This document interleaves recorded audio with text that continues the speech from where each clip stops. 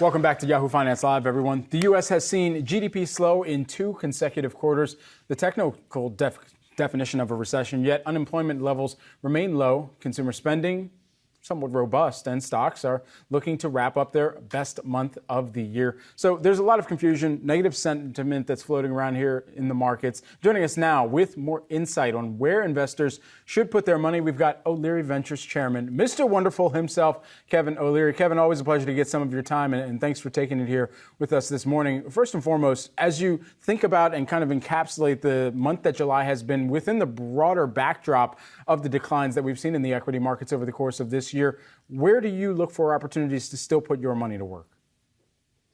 Well, what's changed in the narrative of the market in July specifically was the idea that we actually could have an engineered soft landing as opposed to a hardcore recession.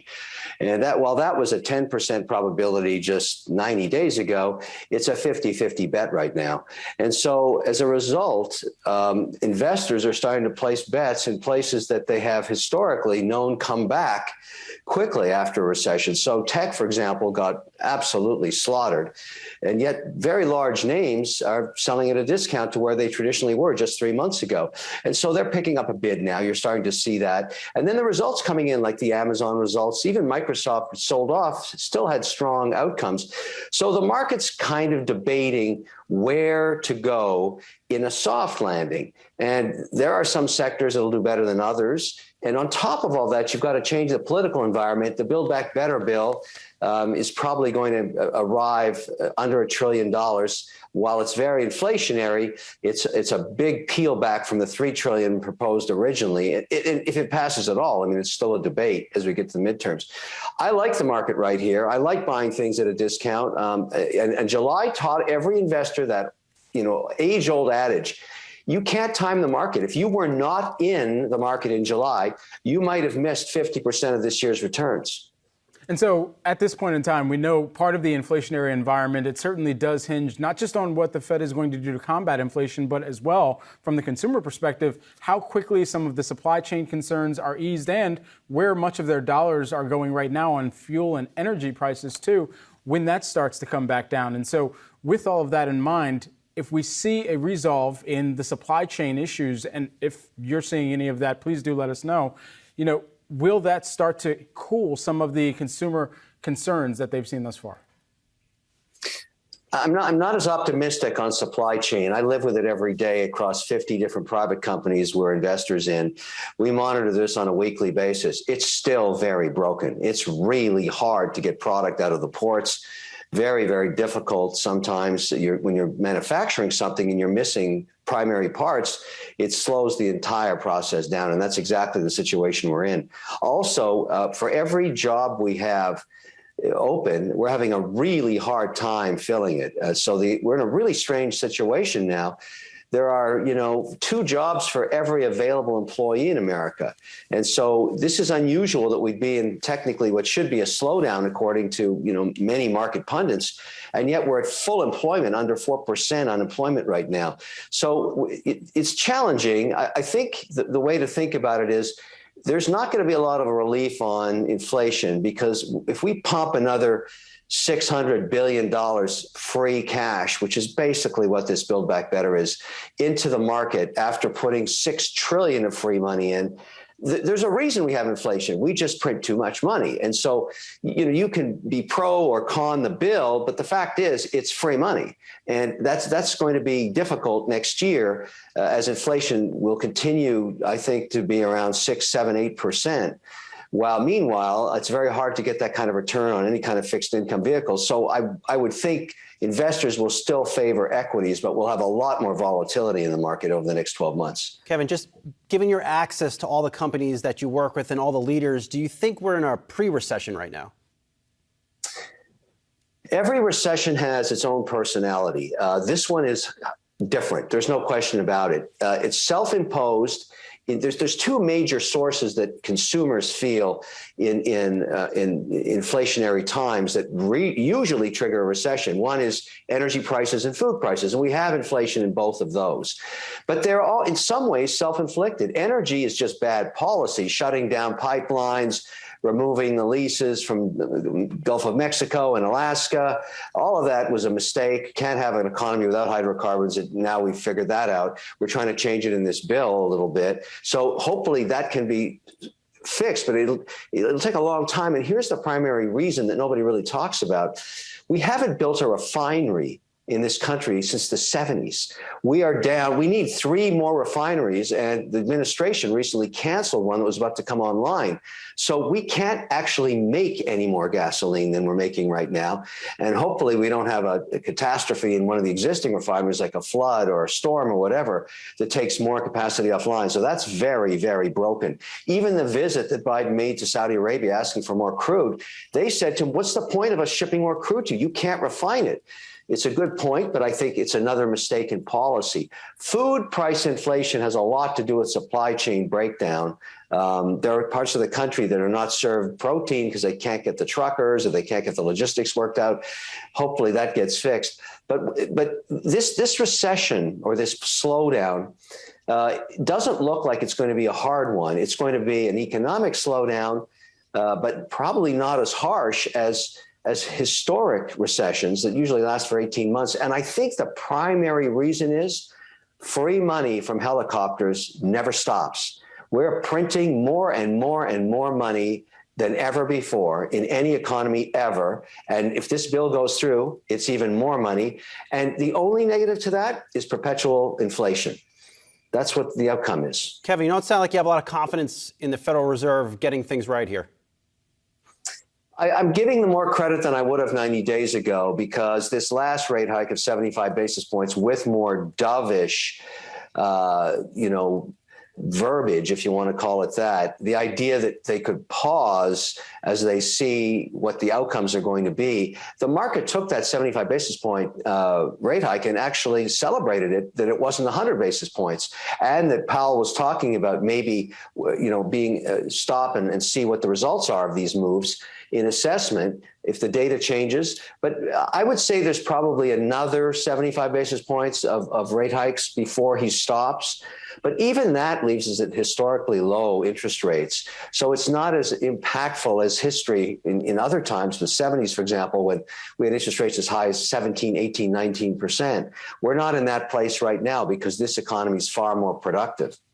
Kevin, just want to come back to something you were mentioning a moment ago with regard to energy prices specifically right now. And there is this whole other headwind that over the course of the year we've had to navigate through on oil, and that is the war in Ukraine. And so the acknowledgement of that in combination with, even prior to that, the printing of money that had to take place from the Fed to really counter the effects, the economic detriment that we were assuming would be incurred as a result of the COVID-19 pandemic. What could we have done differently? I mean, 2020 is hindsight, but at this point in time, it seems like we're just trying to course correct the ship here. I'm not sure that's 100% accurate, and I'll tell you why.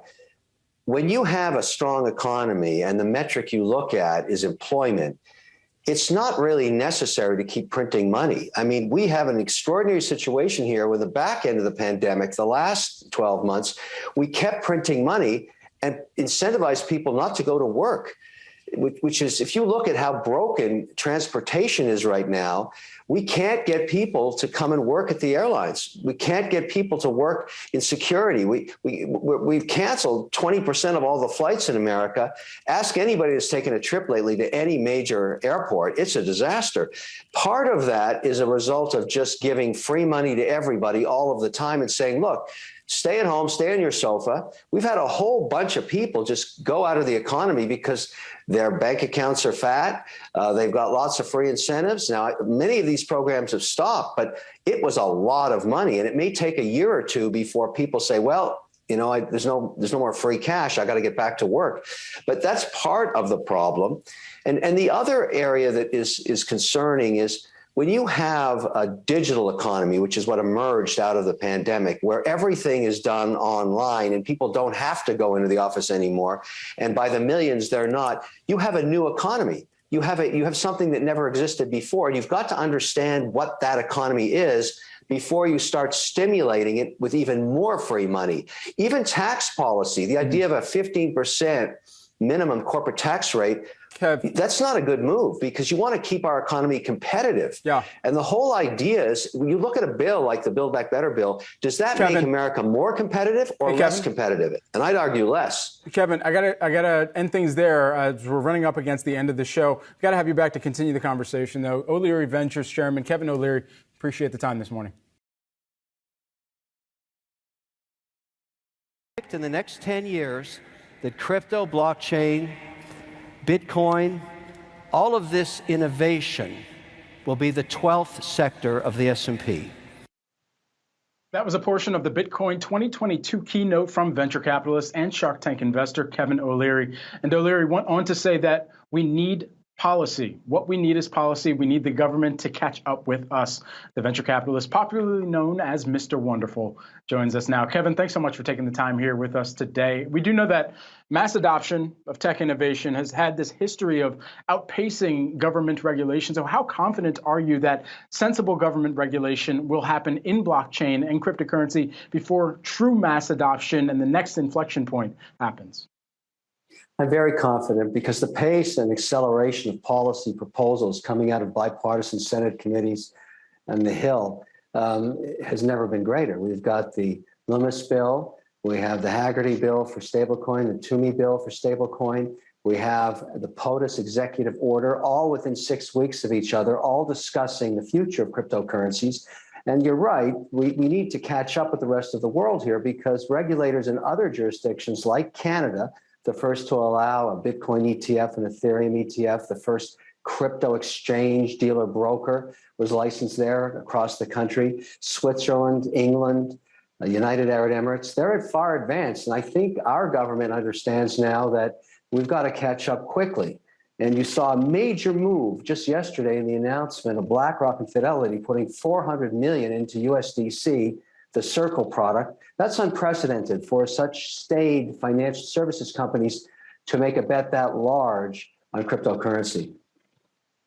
Kevin, Dave Briggs here. Got to get your take on Elon today. The offer, $54.20 per share to take over Twitter. And your friend Mark Cuban says he thinks that Elon is just effing with the SEC. What do you think he's doing? What should the board do? And if you're to have a beer with Elon Musk, or a joint, I guess, in the case with Elon, what do you want to ask him about all this? I don't think this is a crazy move he's making. I'll tell you why. Elon Musk and Tesla is the only automotive company in the world that doesn't have to spend a dime on marketing. And a lot of that came from his use of Twitter over the years as a vehicle, as a megaphone to talk about the innovations of his products and services, whether it be in space or electric cars or what have you. And he took advantage of that. Now he starts to see the platform go awry. And if you're an investor in this thing, as I have been, this is a miserable, miserable stock. I mean, it's delivered no value to shareholders for a very long time. Now, maybe you blame the platform, or maybe you blame the management, or maybe it's a combination of both, but it doesn't matter. It's been misery. If someone offered me $50+ a share for this, that's a done deal right now, because I don't know how you monetize this thing. It's been really clipped. Even in the heyday when Trump was using it as a promotional vehicle for his campaign, it wasn't Twitter that delivered the eyeballs. It was other media taking the tweet and then broadcasting it. So from that respect, it's really not used by that many people in the United States. It's a very small subsegment, not a great advertising vehicle. And now you have all of this decision is trying to curate which voices should be on it and not. That doesn't help long term. I think this company needs to be shaken up, and if Elon wants to do that, let him do it. Somebody has to do it. It's just been miserable for investors. I mean, and speaking of turnarounds, though, when you think of where Bitcoin and crypto started versus where it is now, I mean, you weren't always this bullish on crypto. What was the turning point for you? And what do you think is going to be the turning point for the next wave of crypto investors? The turning point for me was change in policy by regulators. I'm a highly regulated individual because I have so many investments in traditional financial services companies. Now, Bitcoin is not a coin, it's software. Ethereum is software. Polygon is software. All of these are software development teams creating innovation in financial services, the largest market in the world. And to the extent that they can add value, transparency, speed, all of that, that's why it has such potential, and it hasn't gone away. Now, sure, the prices are volatile, and the reason the prices are volatile is that sovereign funds and pension plans, for all the excitement about Bitcoin and cryptocurrencies, own this much of it, nothing. And they're not going to do that until there's policy in place. You want price stability, you want price appreciation, allow a sovereign running a $200 billion mandate, a 1% position in Bitcoin. That's how you get there. But they're not going to do it until there's policy in place. And so I'm very pro-policy on this. I'm very fortunate I've been able to meet these senators, discuss their bills with them. I'm glad that they're asking private citizens to come to the Hill and give their input. That's great. But again, we've got to accelerate this policy. And I think the best way to do it is pick one asset class. Let's go stable coins. The Toomey bill, the Haggerty bill, both propose and contemplate making this a policy decision. They want transparency. They want to see what's backing up the stable coin, if it's US dollar and what other assets. They want to audit it every 30 days. I'm fine with that. And they don't want any assets inside it longer duration than 12 months. That makes total sense to me. Now, why wouldn't we push one of those bills through and get this one asset class that allows people to buy stable coins, lend them out at 4 to 6% interest, and at least protect their capital against inflation? You can't do that with savings in a bank account. You're basically being taxed at 5.5% with 6% inflation. Nobody gets more than 50 basis points of interest anymore. So there's really good use case for this, and we've got to get it going, and policy is the way to do it. So I'm very encouraged about that. Now, obviously, as an investor, this is now, I really believe that crypto will be the 12th sector of the S&P in 10 years. So I'm going to invest accordingly. It's now 20% of my operating company's portfolio across 32 different positions. I'm very comfortable with my diversity. And yes, there's volatility, but I'm essentially waiting for the government. I want to be ahead of the curve. I want to own Bitcoin before the sovereign wealth funds buy it. And that's my bet. Now, everybody else has a different opinion. That's fine. But clearly, on the first day at Bitcoin 2022, when I made that keynote on the Wednesday, that was 1,500 institutional investors. That's the first time that's ever happened. Now, they own nothing, but they've come to learn, and that's the first step. And then you've got all the policy coming our way. This is all good as far as I'm concerned. If you did get policy, what type of exposure would you be willing to add on to your portfolio? I'm maxed out already. I'm 20%. So my rules are basically the standard portfolio management rule. You can never have more than 20% in any one sector and no more than 5% in any one stock. That's where I'm at right now with crypto. But this is a different time, because how many times in your investment career do you get an opportunity to invest in a brand new sector of the S&P?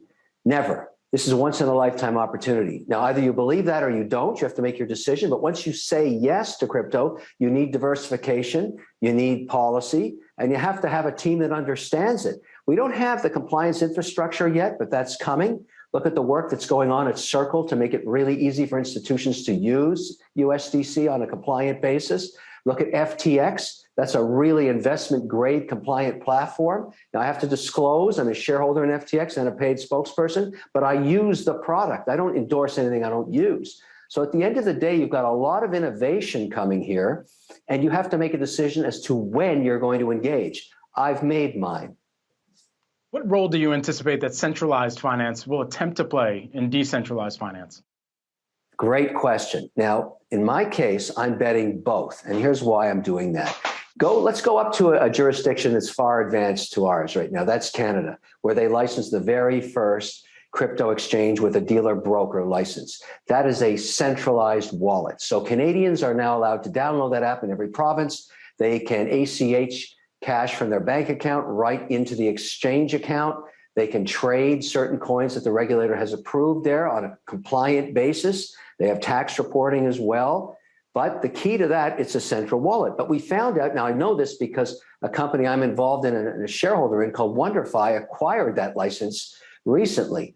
And what we found immediately was the accounts, the 400,000 plus accounts, also wanted a decentralized wallet for things like NFTs. So there's a use case for both. Once you acquire the customer, you don't want to lose them. So we immediately made it easy for those that wanted both to have both, because you may want to keep certain assets in a decentralized wallet where you have direct ownership versus fractional ownership in a centralized wallet.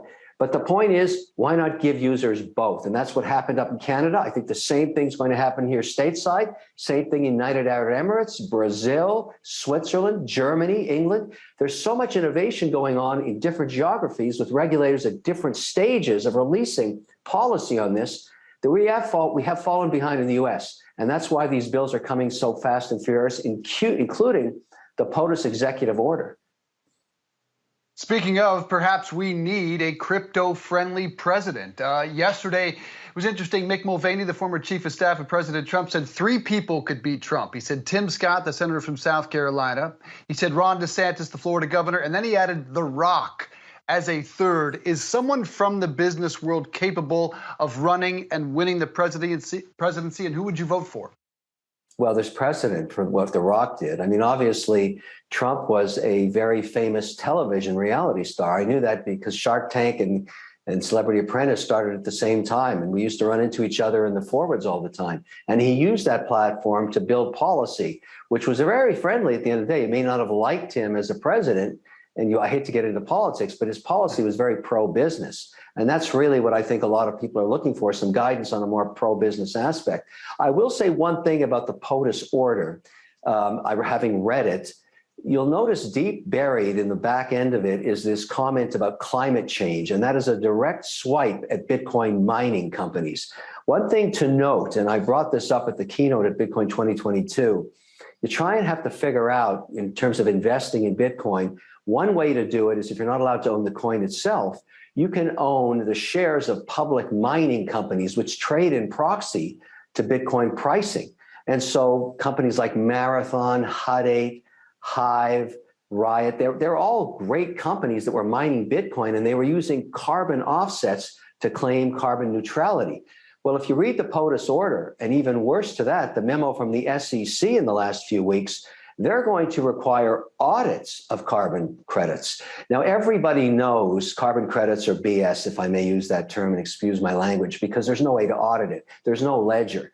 You can't do an activity that creates carbon and say you bought an acre of the Amazon rainforest and say they offset each other. But the SEC order contemplates asking an auditor to sign that statement, just like a financial statement every quarter, taking on risks that they will not take on. So I mean, in the case of those companies that I had indexed for ownership in Bitcoin, I sold them all because they've got a world of hurt coming. The new model for Bitcoin mining that is emerging very quickly because of what the POTUS order said and because what the SEC is indicating in their memo is that it's hydropower, hydroelectricity, and nuclear power that is the best way to mine Bitcoin. And those projects are springing up all over the place, all around the world. The biggest one right now is in northern Norway. It's called the Norway Project.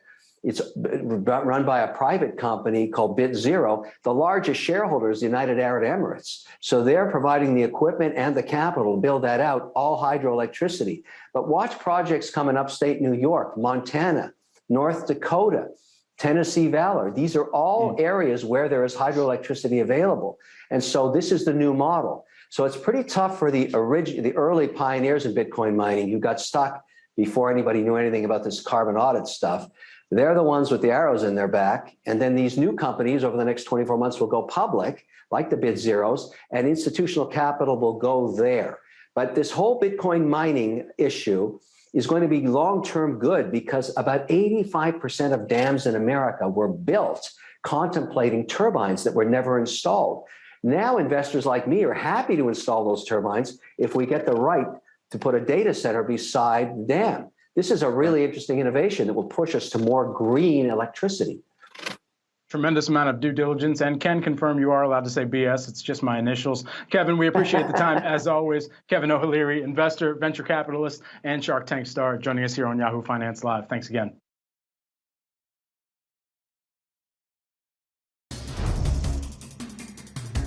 Joining us now, Mr. Wonderful himself, chairman of O-Shares Investment Advisors and Shark Tank investor, Kevin O'Leary. Happy New Year, Kevin. Great to have you on the show. Thank you very much.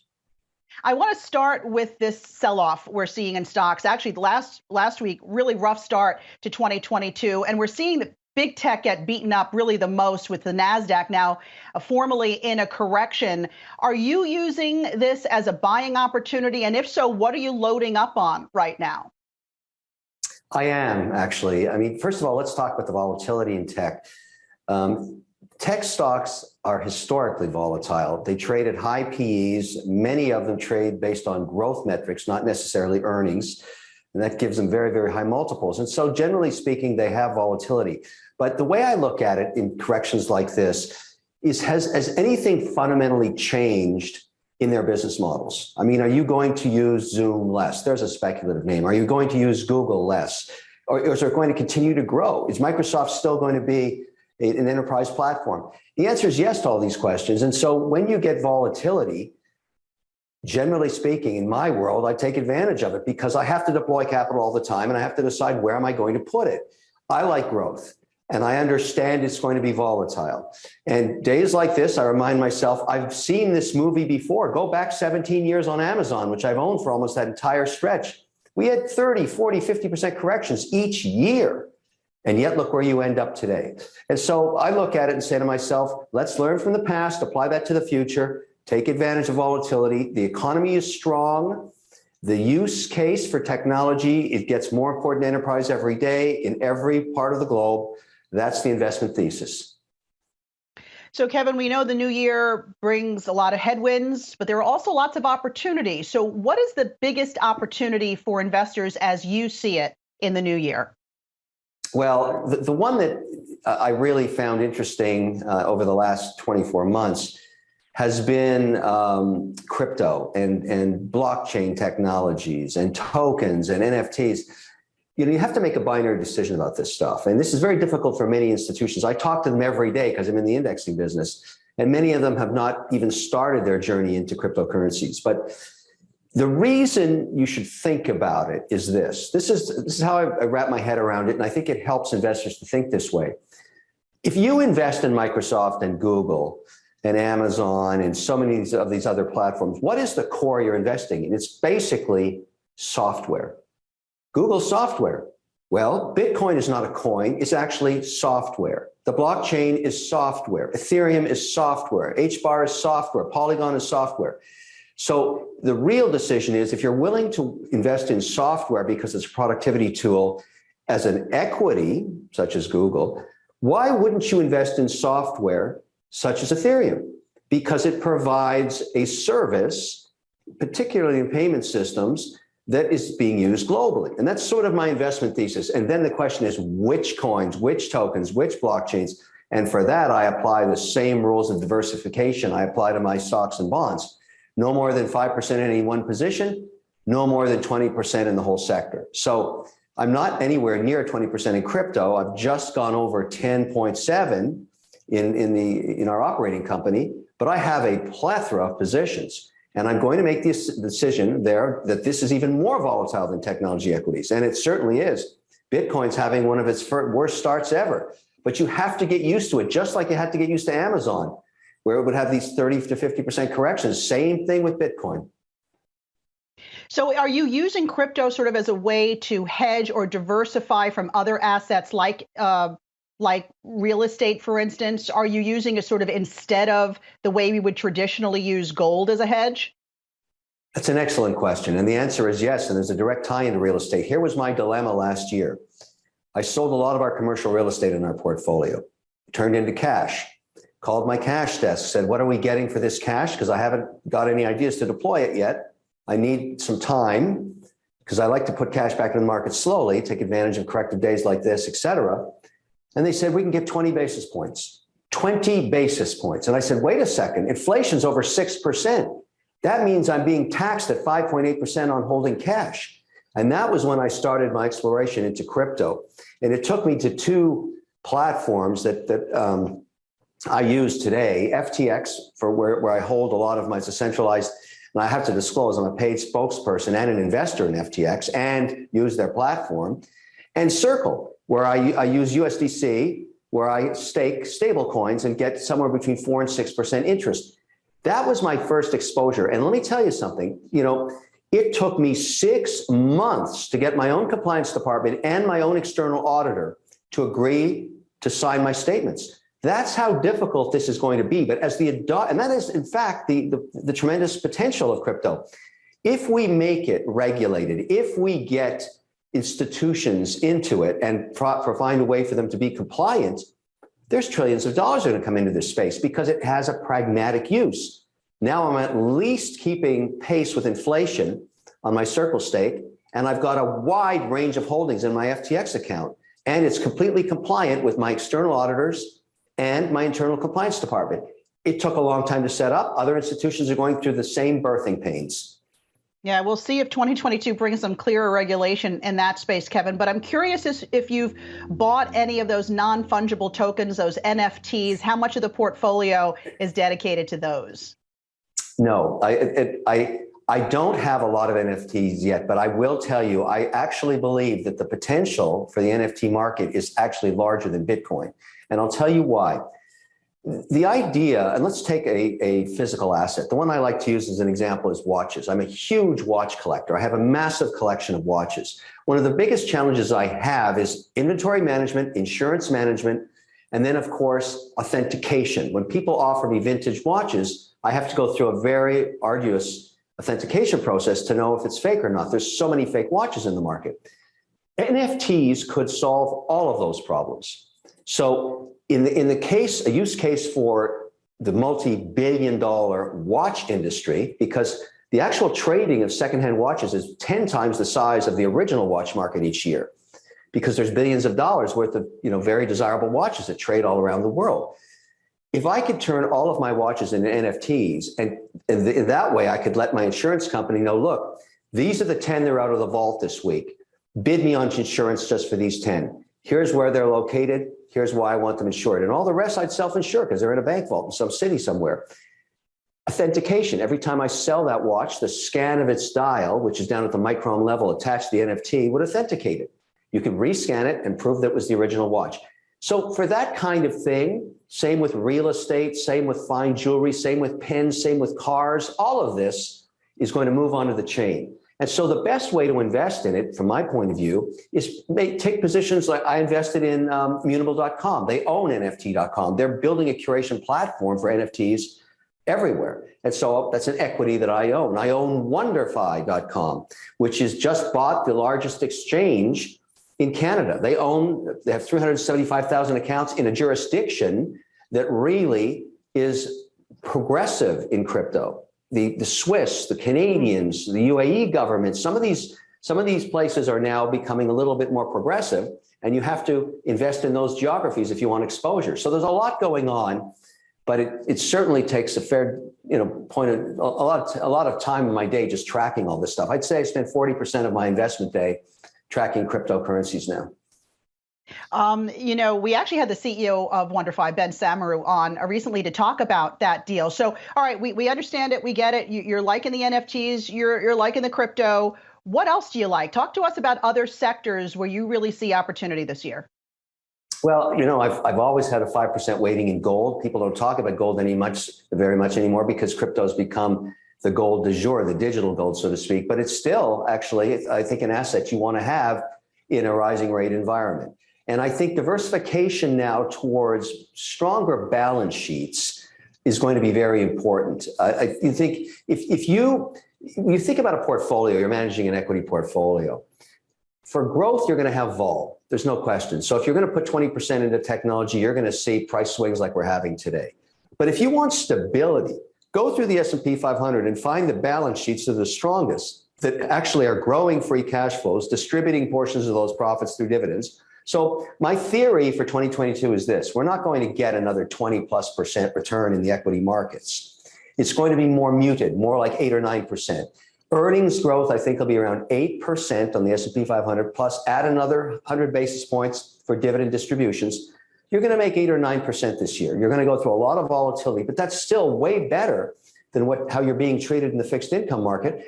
Plus, think about the risk you've got. If you buy long duration bonds right now, you're going to get killed if rates continue to go up. And the yields right now on AAA or BBB and above corporate credits are not that attractive. They're still sort of 3.5%, which doesn't even beat inflation. So I think right now it's focusing on higher quality names. For example, I don't own the airlines. Take United, for example. I always use this use case. They started the pandemic with $7 billion in debt. Now they're way over 20. Why would you want to own that balance sheet? Why? There's no reason to do that. There's so many other companies that don't have that upside down balance sheet situation today. And those are the ones you have to look at. You've got to groom through the S&P and pick your positions. And then for growth, you stick with technology. Well, I would take 8 or 9% in a volatile year for sure. Listen, Kevin, before we let you go, new year, new you. You look great. I understand you lost something like 20 pounds. In the 15 seconds I have left, how'd you do it? I went into intermittent fasting. My doctor, I had my annual checkup last year, and he said, look, you've got to lose 20 pounds. Your blood pressure's way up. It's been going up every year because you've been gaining weight. That happens to a lot of people. Over time, you become more sedentary and put on pounds. He said, have you ever tried fasting? And I'd never had. So I fast 16 hours a day. It was hell for the first 3 weeks. And now I'm never hungry. It's remarkable. It's a remarkable thing your body can do if you get used to it. So basically, I don't eat breakfast. I have my meal at 7 or 8 at night, maybe a little later, and then I don't eat till 1 in the afternoon the next day. Try it. It really works, and you're never hungry. Just some advice from one guy. I love it. You are disciplined, not only in your investments, but now with your food. You're an inspiration. Kevin O'Leary, thanks so much, and be well. Well, starting today, you have another option when it comes to investing in blockchain. Immutable Holdings is making its market debut on Canada's NEO exchange, and the stock doing quite nicely, up better than 60%. It also won the backing of Shark Tank investor Kevin O'Leary. And joining me now is the CEO of Immutable Holdings, Jordan Freed, along with Mr. Wonderful himself, Kevin O'Leary. Welcome, gentlemen. Great to have you here. I know you both had a busy day. You rang the opening bell at the NEO exchange this morning. Jordan, I'm going to start with you because you're calling your company the Berkshire of blockchain. How so? Great question. Well, up until this point in time, Alexis, there hasn't been a really great way to take exposure to the entire blockchain industry beyond buying maybe some of the Bitcoin mining companies that are public. And recently, companies like Coinbase, which have now come to public equity markets. We're the first true blockchain portfolio holding company with breakout brands like NFT.com, 1-800-Bitcoin, and others that has come to public markets. So we're really excited about bringing that opportunity to traditional investors. And democratizing data, which is something I know, Kevin, you and I have talked a lot about over the past few months. You know, you were a self-described crypto convert. Tell me why the change of heart and why Immutable Holdings in particular. Well, I've been raising my position in the whole crypto infrastructure space from 3%. By year end, it's going to be at 7% of the portfolio in the operating company. And I'm looking for investments, not just coins and tokens and level 1, level 2 chains. I want to own the baseline infrastructure of crypto, and that's really blockchain. And what I found about Jordan's company is it had a lot of diversification in it. And I like that. There's no question about it. Just the NFT.com domain is extremely valuable because NFTs are going to be issued for all kinds of different asset classes. And I think this company is going to be at the cutting edge of the entire NFT industry. And that's basically the reason to take this position. Well, Jordan, way to go to get the NFT.com name trademarked early on. That was smart thinking. But, you know, this is a very crowded space. And NFTs, as we know, have been used as a store of value through things like digital art. But you see more. What is the future and the longevity of NFTs? It's a great question. Whether we like it or not, NFTs are going to be part of our lives for the rest of our lives. So today we've seen the NFT marketplace really manifest in the form of these digital JPEGs or GIFs that people are buying, trading, and speculating on. And some of it's cuckoo bananas. You've got people out there buying JPEGs for $5, $6, $7 million. We had Christie's set records in the tens of millions of dollars for literally digital pieces of art. We believe NFTs can be so much more. quite literally everything we own in the physical world will be represented in the digital world in the form of a token, whether that's a title deed to a property, an authenticity certificate of a watch that Mr. Wonderful wears, like an FP Journe or a Rolex, or whether that's seat 5 and 6, section 101, row 7 at Madison Square Garden. All of this is going to be tokenized, and this will bring better liquidity to traditionally illiquid assets. So, Kevin, break this down for me in terms of headwinds for the NFT market, because I think about authenticity being a huge component here, because I want to make sure that what I'm buying, this digital asset, is the real deal. And maybe it is just one of 10 or one of one. Is that one of the biggest concerns or the biggest headwinds you think to the NFT market? Well, one of the reasons I invested in Jordan's company, and I love the ticker HOLD, HOLD, as I like to say, probably a good idea to hold some hold. But there's a use case I want to describe to you that I think will resonate. I'm a huge watch collector. I collect it like art as an asset class. I have a large amount of capital tied up in watches. So let's say, for example, I am trying to buy a very specific Patek Philippe world timer. It stopped being made 27 years ago. Now, I found this watch. It's sitting in Asia, and I can't buy it because I don't know if it's real. I need to send it to John Reardon or one of the other authenticators that are well known in the world of Patek Philippe.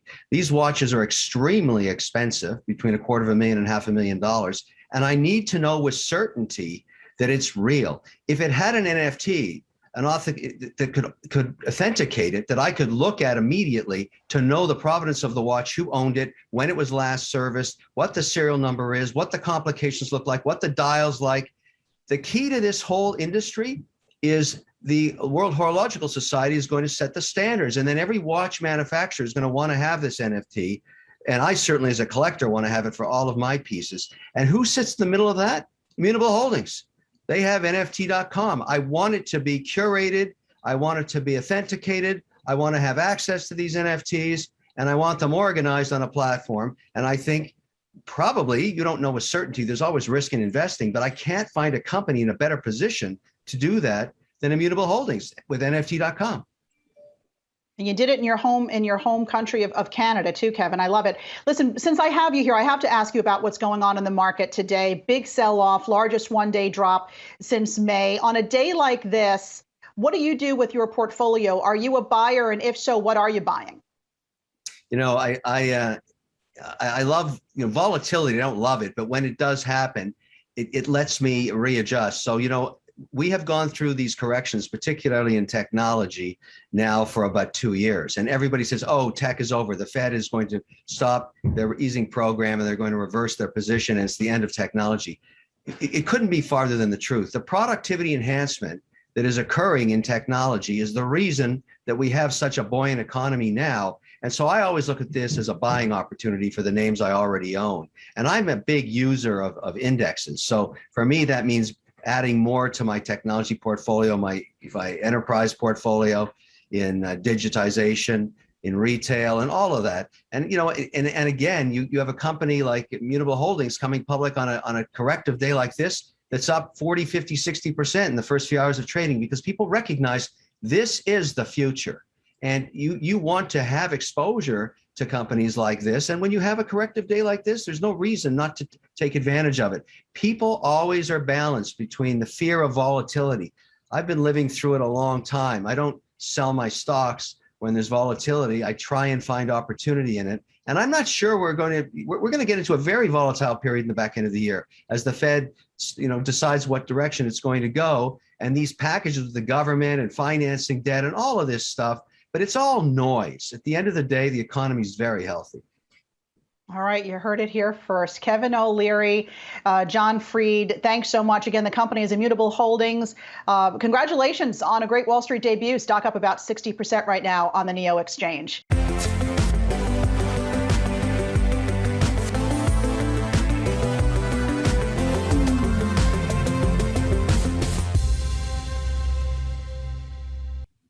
Welcome Welcome to Yahoo Finance Presents. I'm Alexis Christoforous. Shark Tank investor and entrepreneur Kevin O'Leary, aka Mr. Wonderful, is known for his gruff demeanor on the show, but his softer side was on full display recently when he opened up to me about his struggles with dyslexia and how the learning disability has become his superpower, both in business and in life. Talk to us about how old you were when you learned that you were dyslexic, and what was it like for you and your family when you got that diagnosis? Well, dyslexia gets misdiagnosed all the time, but the way it manifests itself with a young child is when they start to fall behind in reading and math testing. That's the first time it usually shows up in a concerning way, because it's not a small delta, it's a large one. I think I was about 7 years old when it became a real concern to my mother, who was wondering why I was falling behind in school. And her teachers were saying, look, he's just not focused, he's not concentrating. But that wasn't really the only issue. Dyslexia was starting to manifest itself. And for most families, even today, that's where it starts. It's the teacher seeing them. They can excel in other aspects of school, but in reading and math scores, there is definitely a big delta that starts. So, all right, you're about 7 years old. How did you go to a doctor, or how did you know that you had this condition? Well, obviously, the angst my parents felt was palatable. They were really concerned, and they were wondering what was the learning disability, and I went through a battery of tests. I mean, just everything. But that's what parents do. They try and solve, and they go to different specialists, et cetera. What could it be? I was extremely fortunate at that time, maybe serendipitous luck, but I was living in Montreal, Canada, and there was an experimental program at the University of McGill with Marjorie Golick and Sam Rabinovich, who have become legends in the work around dyslexia. Their research is everywhere. But I was in that first cohort of students. It was really tough, because what they tried to teach is, they said, look, we know what this is. This is dyslexia. That's what it is. And it manifests itself in each of these students. I think at the time there was 12 of us in the program. And it's different for all of them. For example, one of the things that happened to me, I'd be walking down the street, and all of a sudden the universe would shift 90 degrees. And I was lost. I didn't know where I was. It was many years ago, Kevin, but you still get real emotional about it. You know, Henry Winkler, the actor, has talked about how it caused a lot of friction in his house. There were lots of fights because his parents thought he was being lazy, and they just didn't understand why he couldn't focus. Yeah, that is a problem. But the solution to this is to have, dyslexia is not like other learning disabilities. It's completely its own issue. And the reason you know that is there are very, very high functioning people that are very dyslexic. The founder of JetBlue is dyslexic. Many others have dealt with it. And the whole point is that at the end of the day, it's the way it was taught to me, the way I got over it was, Sam Rabinovich used to say to me, the professor, that he'd sit me down and say, look, you're the only person in your class that can read a book upside down in a mirror. You have superpowers. No one else can do that. I can still do that. I can still do that today. You have to take this like a superpower that's unconstrained and focus it. You have to use it as a tool. And I thought, wait a minute, I have a superpower? That's incredible. How can I use it? And that's really what started working.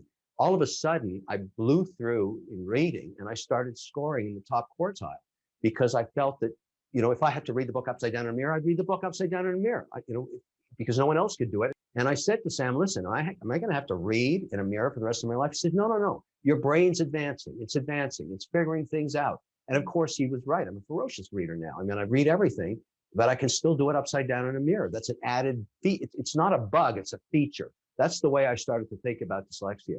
And I also excelled in math. I'm a balance sheet guy. I'm a financier. That's what I do now because of Sam and Marjorie Golick. My message to parents that have dyslexic children is, you've got to work with them to at that age to make them understand they're gifted. That's what they have. They have a power. And if they can understand that as a gift. What is it about your personal experience that still makes you emotional after all this time? Well, it was very difficult for my mother. Mm-hmm. It really was. She was very worried about me. I can imagine being a mom myself. You'll go to the nth degree and the ends of the earth for your kid. Well, I got to get some Kleenex. I just got to wipe my eyes. Give me Go one right second. ahead. Give me one Go second. right ahead. I had no idea this would happen to me. The challenge is parents don't know the outcome. They don't know if what the future holds. They're not sure what's going to happen, and that puts a lot of pressure on relationships and families, particularly if one sibling has it and the other doesn't. Right. Because then you have a situation where one's excelling right away and the other's falling behind. It just puts a horrible pressure on any family.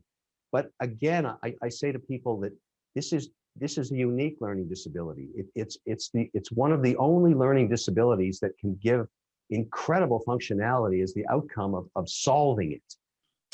I want to talk a little bit about dyslexia in the workplace. I think there are lots of misconceptions that employers have about dyslexic people. And I'm just wondering, in your personal experience, when you were starting out, did you let potential employers know about your dyslexia? How did you deal with it? No, that is not a requirement. And I don't think you lead with that, because what they want are functional employees. And my attitude about people that have dyslexia is they are super functional in many areas. They are very, very functional. And so they should be measured by that. I don't like the idea that you should put that on your resume or even discuss it. If you dealt with it and you can read and your math scores are above average again, or even average, life is not just about math and reading. It's actually cognitive skills that matter in the workplace. Kevin, what, if anything, do you think companies should be doing, maybe your own companies do, to support people with dyslexia or other neurodiverse conditions like ADHD, like autism? I think as a society, we deserve to support people, that are unfortunate with those disabilities.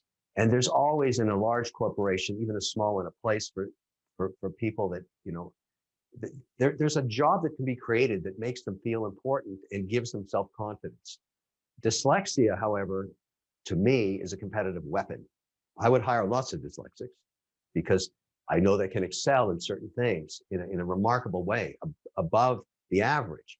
And so I would argue to an employer that, this is not a concern, this is an opportunity. And I feel that way about many learning disabilities. People that have learning disabilities are often very, very motivated to perform for their own self-confidence reasons and to prove their worth. And that not every employee does that. Mm-hmm. There's lots of lazy people out there. And you will not find that in people that have learning disabilities. They want to be functioning human beings and provide productivity. And they're myopically focused on it because that's what gives them their own identity. And that's the thing that many employers have figured out. I mean, we're enlightened now. We weren't in the 60s and the 70s. We pushed those people out of the workplace because we thought it would be a competitive disadvantage. That's not the case today. And where you often see companies really support this is in technology, because it's the out-of-the-box thinkers that make companies competitive, the crazy ones, the dyslexic ones. Kevin, it's clear that you've gained an awful lot from what you call your superpower. But as you reflect back, is there anything you feel you lost with your diagnosis? Well, I didn't get to go to soccer games because I was constantly in the clinic. As soon as school was over, I would go there for hours because the program was experimental. It was on the campus of McGill. I didn't have a normal upbringing from that point of view, and I missed out on various extracurricular activities until I was able to get to the place where I could maintain my scoring in math and reading. You got to remember something. One of the reasons I went into educational software, my first liquidity event was the sales of a learning company. I was fascinated by what I went through, and I kind of dedicated that career to math and reading scores because we became the largest company on earth that tested math and reading scores. And we started these tests in software when the price of the computer dropped below $1,000 with products like Rita Rabbit, Carmen Sandiego, and Math Rabbit, and all of those titles, Oregon Trail. That was me working on trying to solve this for parents so they could do remedial work at home, just like I did in the clinic. Those software titles really focused on what matters in the school system that we've developed. You have to advance through the grade schools with math and reading scores. There is no other way to do it. You can't game the system. When you think about the resources people give to other health issues, conditions, it seems like mental health and conditions like dyslexia sort of go by the wayside. Dyslexia is not one that gets financed a lot by giving. And for me, I'd like to see that change, because it's one of those disabilities that if well financed and if we can provide therapy for it, the outcomes can be remarkable. It's one of those disabilities you can actually fix and excel with. And I think that's a very, very good investment. And I would add also that, one of the reasons I'm an investor in a company like MindMed, that is experimenting with psychedelic drugs, is from my experience when I was young, not necessarily for dyslexia, but for all of the issues that plague people. 40% of Americans are affected in one way or another by mental illness. And so, dyslexia is part of that continuum, but we need to open our visions in terms of how we treat this. And obviously, there's some really interesting anecdotal data about anxiety, opioid addiction, and other afflictions in mental health that can be resolved using things like microdosing LSD and psilocybins that were viewed as Schedule I narcotics and bad things. And in the 60s, we were looking at them as medicine. They're back in the fray in clinical trials now with the FDA. So I'm encouraged to see that we're expanding the tool chest of maybe ways to help people with mental illness. It's not specific to dyslexia, but that whole continuum is so important to America. And I'd say when you start thinking, lastly, about giving towards mental illness, think of dyslexia, because a dollar invested there can have a remarkable return down the road. I think all of us with dyslexia have proven that. Listen, Kevin, thank you so much for sharing your story. I think it's so valuable for so many people to hear folks like you be so candid about their own experience, and keep using those superpowers, because it's obviously working. Thanks a lot, Kevin.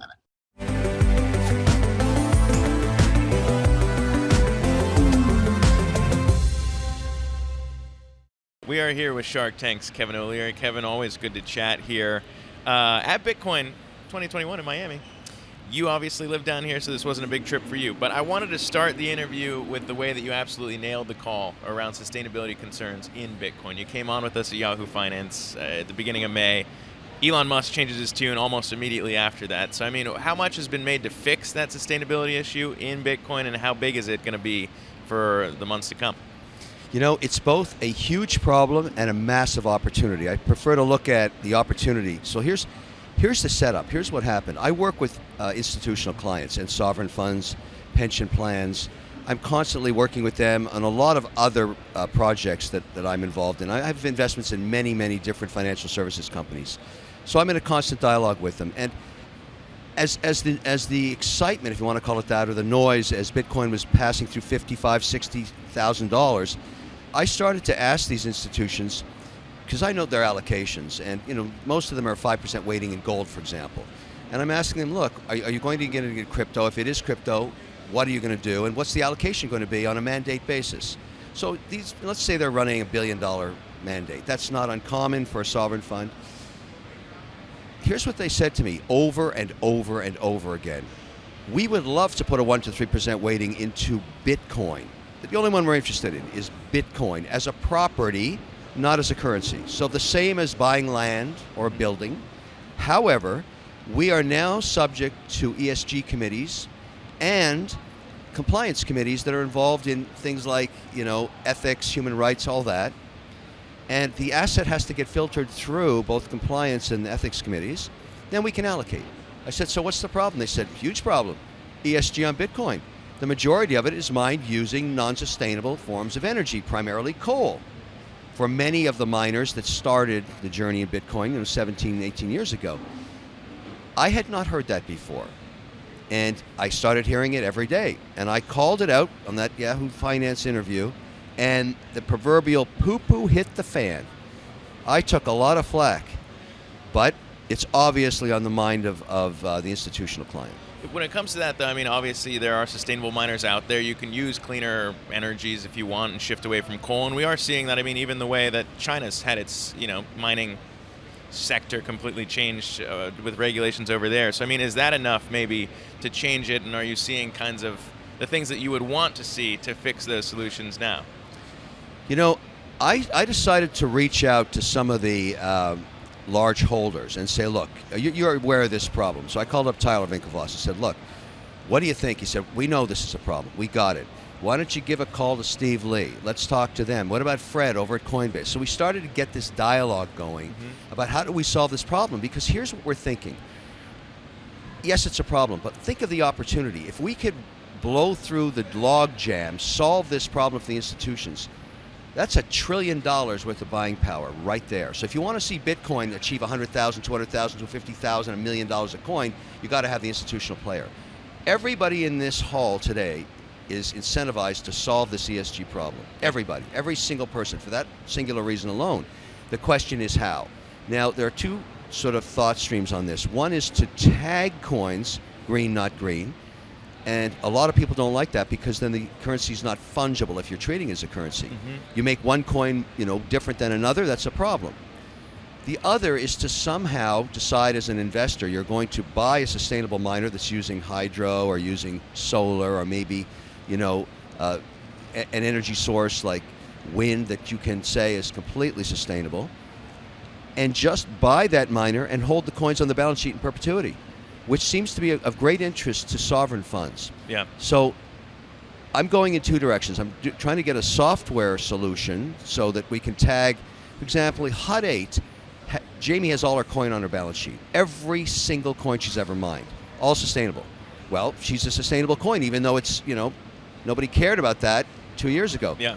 Why not somehow give an identification to that coin so at least it's sustainable in one way or another? So the industry is trying to solve the problem. I'm trying to be part of the solution. I'm an investor, but I know with certainty I cannot own coin that was not mined sustainable. Have you tapped deals with any sustainable miners out there? Because we talked with Bitfarms, one of those Canadian operations that use hydropower. There's a few others that are really focused on it, but are there ones you specifically like? There are 3 private miners that I'm in discussions with that are looking for capital to build out wind and solar. Of course I'm interested in that. And they're one of them's in West Texas, there's another one in a different geography in a different country, one in Europe. My strategy there is to simply say, look, okay, what do you need? I'll be an investor. Let's say I end up with a third of the company or something. I want to be paid back in coin. I don't want fiat. I'm an investor. I want a distribution in coin, and I'll know with certainty that that coin was mined sustainably, and I'll never sell it. It'll be just property. That is the tricky thing, too, though, because you're right. I mean, it's all fungible, so it should be, it doesn't matter. You can't track it. It says Bitcoin is Bitcoin. Yeah. Of course, though, if you're talking about prominence and where the coin's coming from and the problems there, we were talking with Tim Draper yesterday, and, his connection with Bitcoin that he won through the Silk Road auction from U.S. Marshals, and, I mean, you could say the same thing with cash, right? I mean, there's dirty cash, clean cash, and it's tough. It's tough to separate. At the end of the day, there's a new sheriff in town, and it's called ESG. Every single institution, including from Larry Fink on down at BlackRock, who put out his ESG letter, his sustainability mandate, this used to be fringe. It's not fringe anymore. You have to be sustainable in terms of how you look at investing, or you're going to lose your investor. And you're going to be, someone's going to point a finger at you and say, look, you don't seem to give a damn about sustainability. I do give a damn. I mean, everything I touch is sustainable investing because the entire employee base that I have, I've probably got 10,000 employees through my supply chain of the companies I own. I bet you 90% of them are under 35 years old and really care about this issue. And if they thought that I wasn't on board with this, they wouldn't be my employees. Everybody that works for me knows that I care about this because I was one of the first graduates of environmental studies, the first cohort ever. Yeah. And when people didn't care, I care. Yeah. It was you were in it before it was a thing, and it clearly has become a thing now. But I mean, when we talk about it, it's not just Bitcoin. Obviously, we're at a Bitcoin conference. That's mainly what people are chatting about here. Right. But it got a lot of attention on other chains too, Ethereum and some of the other ones that claim to be more sustainable. I mean, how big of an impact for some of those is it now that sustainability is a mark, maybe, potentially, arguably, on Bitcoin? You're making a very important point here. Here's the problem. If I pull 10 sovereign funds and pension plans and ask them which digital asset are you going to allocate a 3% to a 5% weighting in, there's only one. It's Bitcoin. They're not interested in anything else. I'm not saying they won't be, but right now, as a property inside a mandate with a 3 or 4 or 5% weighting, it's Bitcoin. Bitcoin is the digital gold, and everything else is underneath it. So that's why we're so incentivized to solve this ESG problem, because the amount, I'm going to hold on to my coin and try and be part of the solution, because I know there's only one direction for the value. If we solve it, it's up. You got, last time you were on with us, you said you were allocating 3% of your net worth in Bitcoin. But I'd be curious now, you've also made the comparison there that Bitcoin will be digital gold and it won't be surpassed by Ethereum. And you say it's always going to be silver to Bitcoin's gold. But now I wonder, some people are using the analogy that Ethereum might be oil, that it powers some of these DeFi applications. Yes, I mean, it's a good analogy, but there's other solutions. Ethereum may not be fast enough for some of the transactions being contemplated in decentralized finance or in trading. It just may not be the right engine. And so I wouldn't bet the farm on it. There's other ideas out there, but there's only one Bitcoin. And so, I have some Ethereum. It's a small weighting. It's about 75 basis points of the digital portfolio. And it's, been as volatile as Bitcoin, but I'm not so sure that it will become the de facto standard for transactions. And so I'm putting out multiple bets here. That being said, let's talk about those bets, because there's a lot of excitement around the idea that you can earn yield now on your digital gold. Yes. Not just in DeFi, but also in centralized applications too, like BlockFi. We were chatting with Celsius here. How does that change the game when it comes to getting people on board, or even stable coins, when you can earn like 8% on a stable asset? Yeah. How important does that become in this discussion of shifting to crypto? Well, it's a huge discussion going on, but primarily, let's say I have a balance sheet, and I do, and I'm sitting on cash that's making 22 basis points, which isn't even beating inflation. So I'm watching that asset diminish in value. Let's call inflation 1.7%. So I'm offside 1.5% a year. I'm losing that value.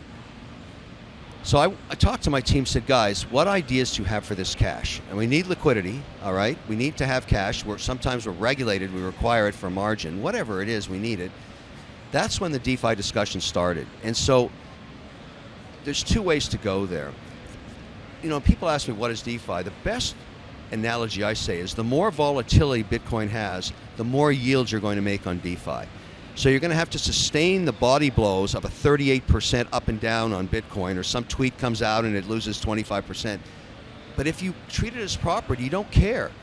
But right now I'm making between 4.7 and 9.2% on those assets through DeFi. And I can take it out in fiat if I want. I can take it out in stablecoin. I can do whatever I like. So I've started putting bets in, for example, the granddaddy right now, if you ask me, what company is servicing the institutional client the best on DeFi, it's got to be Circle. As you know, they just raised over $400 million. That's the biggest venture investment ever made. The team there, led by the CEO, Jamie, they are the smartest guys in this space. And they're what I like about those guys is compliance overrules everything. So when you're going to take your treasury and put it on their balance sheet as they manage your cash through DeFi, you got a very compliant institutional, company. Yep. So you can show it to your compliance department and say, oh, it's Circle, that's cool, we know who they are. That's the important thing about what Circle is. On the more decentralized retail side, I found this incredible company up in Vancouver, Canada, called DeFi Ventures.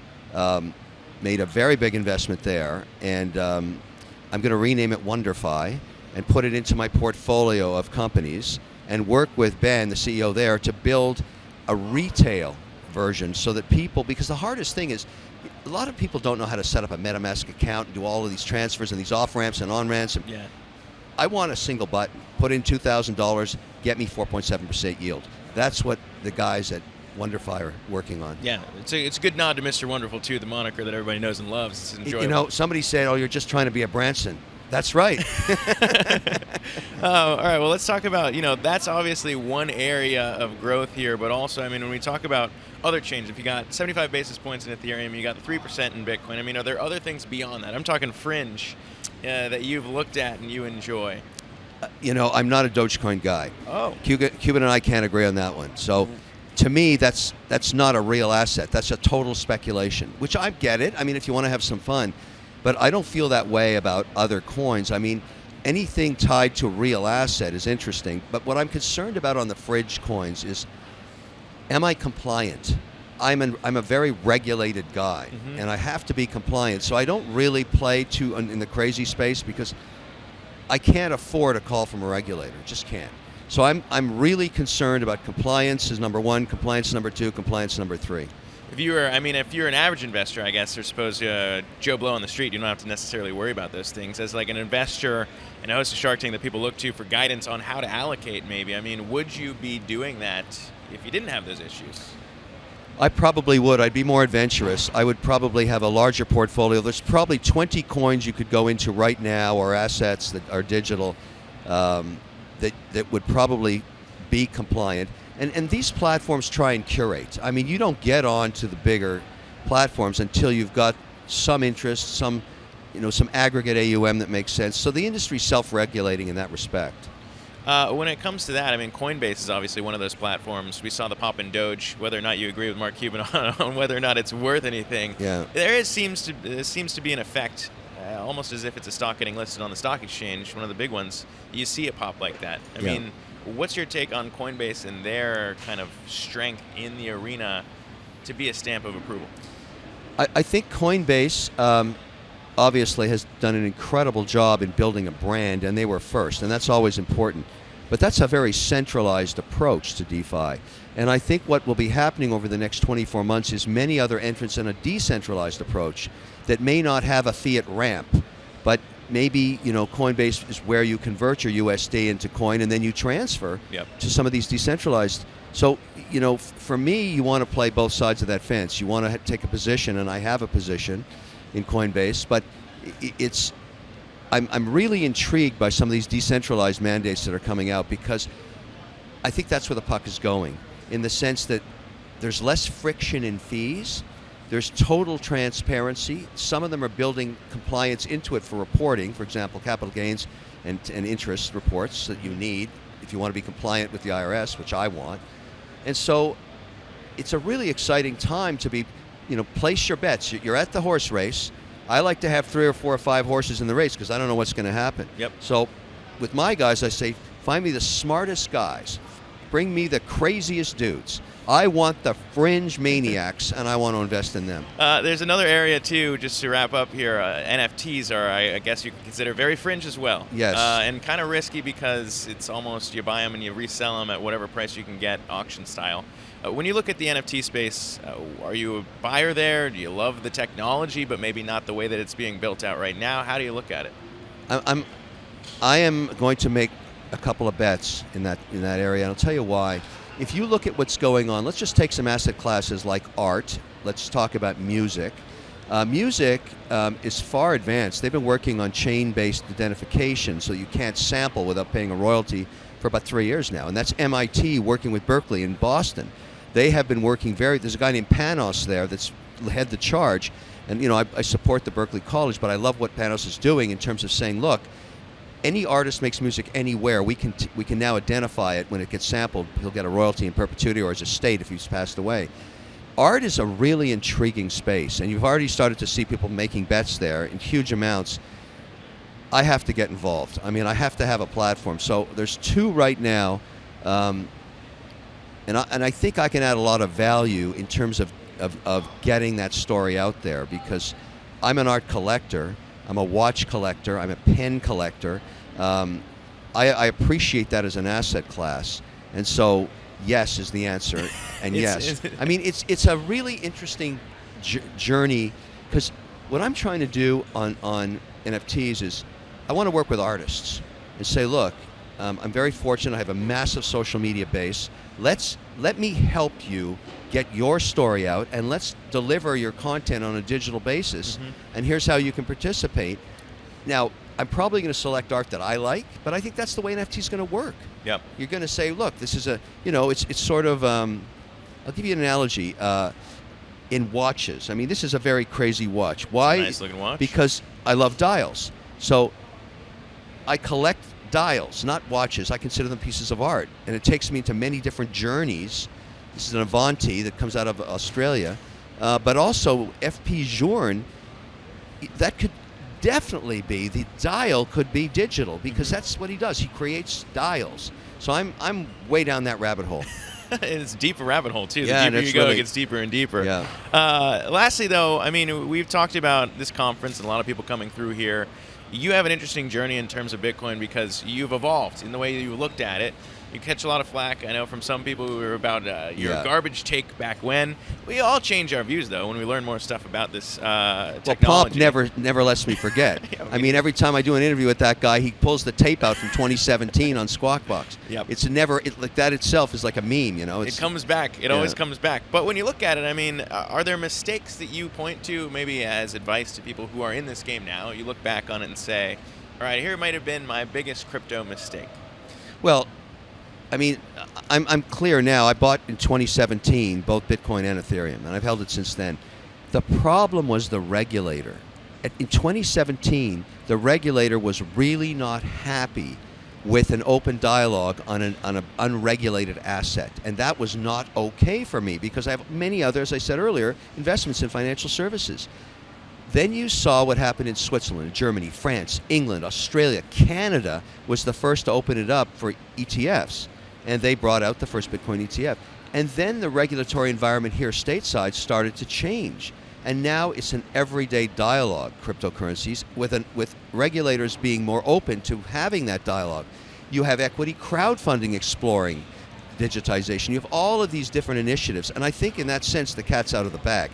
I mean, look at this conference. Is there anything as crazy as this? And no one thought this would happen. There's 50,000 people here. They thought maybe they'd get 5,000. It's 10x. The interest is beyond anything anybody expects. This is Woodstock. This is a digital Woodstock right now.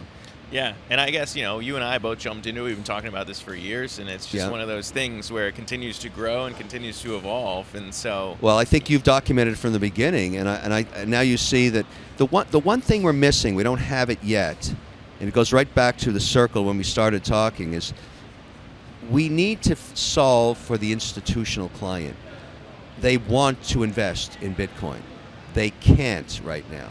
It's a really weird situation. We've got to solve this ESG problem. How big does the Bitcoin ETF discussion here, if that, I mean, there's more than 10 applications, I'm pretty sure, that are sitting in front of the SEC. Yeah. How big does that change that discussion if it gets approved in the U.S.? It won't change the institutional demand if it's not tied to some form of a solution to their ESG committee. Some people saying let's buy carbon credits as offset inside the ETF. Others are saying let's just have coin that's completely fungible, but was mined sustainably. So it could be a solar, could be a wind-based energy source, and that could be held by the institution. But most of the institutions I'm talking to have no interest in trading coin.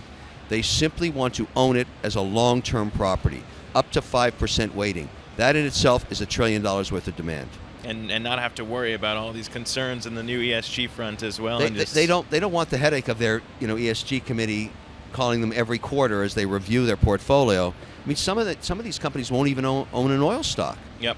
I mean, that's happening as we speak. That's why the PEs, if you want proof of the pudding, for the last 8 years, the price earnings ratios of every oil company that trades publicly, to a T, almost all of them, has been getting compressed. Even though cash flows are up because they've reduced capex, their PE is compressing. That's sustainability committees pushing out the stocks out of mandates, out of portfolios. And we've seen a lot of those giants lose some board seats over some of those ESG concerns. You saw too. this week, that was an unbelievable outcome. Yeah. That activist team has less than 1% holding of the common.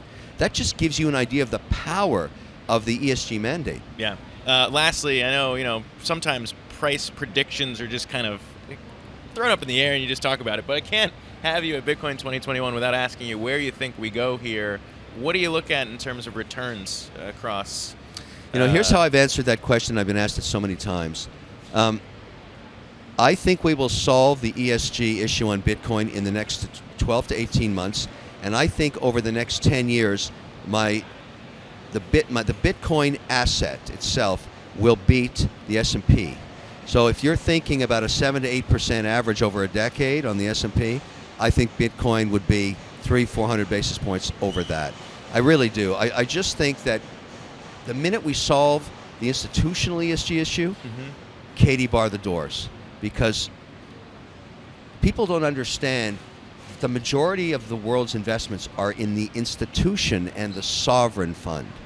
I mean, that's where the real money is. And that, for this conference, is the real opportunity. I'm going to be talking about that in the panel today at 10:50. I've got all the public miners here. It's going to be quite an interesting event, and I'll tell you why. I simply went to the institution and said, on a no-name basis, give me your top 10 questions, because I'm going to have these guys on the panel. And any question you want. Yeah. And I've got a list, let me tell you. All right. Well, always love catching you up down here in Miami. Kevin O'Leary, appreciate you taking the time. Thanks again. Always a pleasure. Thank you. Take care. Right on. Kevin O'Leary, Shark Tank investor and chairman of O-Shares ETFs. Kevin, good to see you again. A lot's happened since we talked just a few months ago. And I want to bring you back to August of last year, before Biden became president. And at that time, you thought that Biden wouldn't be bad for the stock market. You thought he'd be pretty benign. Have you changed your outlook now? No, not yet. These proposals that in some ways he's beholden to a certain fringe element of his party.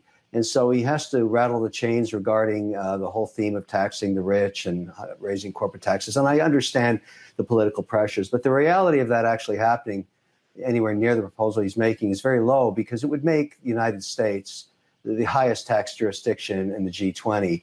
And there'd be the reversions again, and capital would leave the country, and there'd be a lot of corporate, financial restructuring. And I don't think we want to go there. And I think members of his party knows that's not a good idea. So I think a much more tempered corporate tax rate is likely to come. And then, of course, we have this second leg, the infrastructure package, which both sides agree is desperately needed. It's how you package it, because in the current bill, you've thrown everything in the kitchen sink in there. And that's the old game in politics. And I think the market understands all that. This is just a normal yin yang that goes on between parties that are. And then you've got the fact, and this is something for the market to think about. And I know others are thinking this way. When you look at history, and I'm a bit of a policy wonk, I go back and look at history, regardless of which party's in the White House.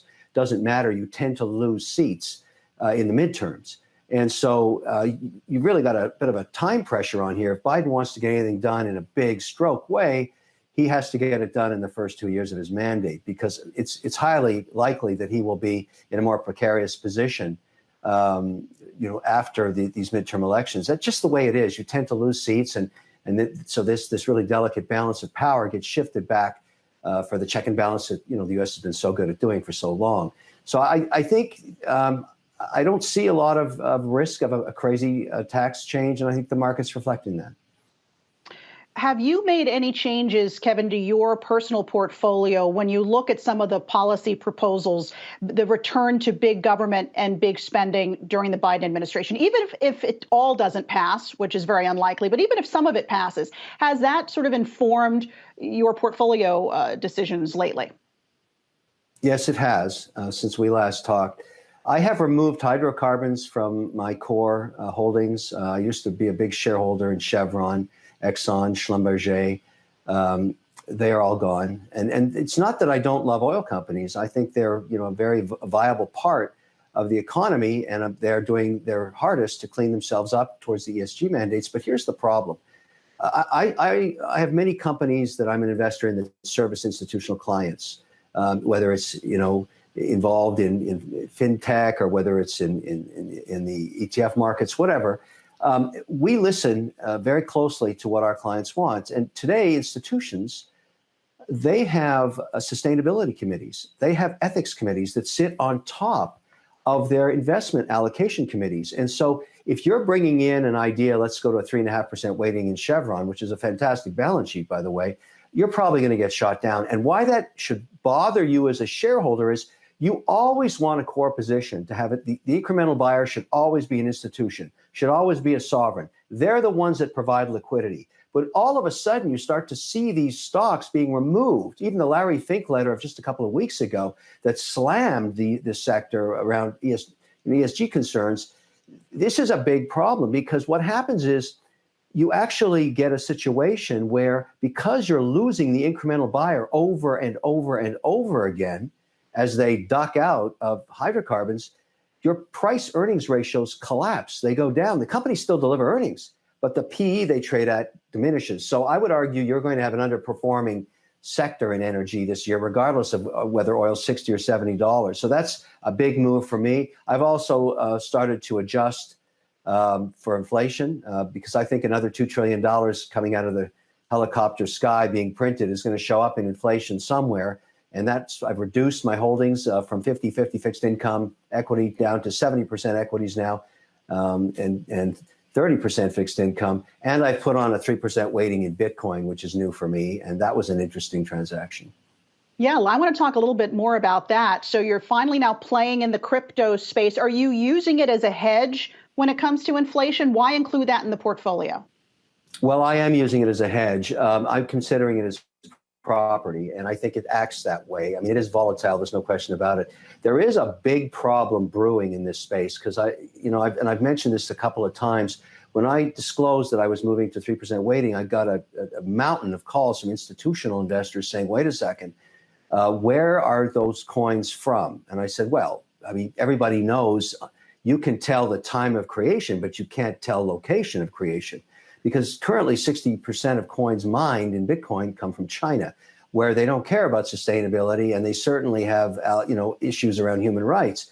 And so there are many institutional clients that do not want to own so-called blood coin from China. And as a result, we've got a really interesting situation emerging that, the actual provenance of a coin over time, one that's mined sustainably, one that's mined in a jurisdiction that supports human rights and everything else, the ethics committee's approval could be worth more than just a generic coin that can't prove its provenance. And I'm not sure when that's going to happen, but I have certainly shifted my holdings. I don't own random, ETFs with blood coin in them. I know the provenance of where my wallet coins were mined now, and that means I've had to take equity positions in miners. I've had to start investing in them with the covenants in place that I would like to be paid back in a royalty of a clean coin. And I don't know if I'm the only person dealing with this. I suggest not. There is a huge problem going on in this industry, and you're going to see it come to a head at the June 4th, June 5th cryptocurrency here in Miami, crypto conference here in Miami.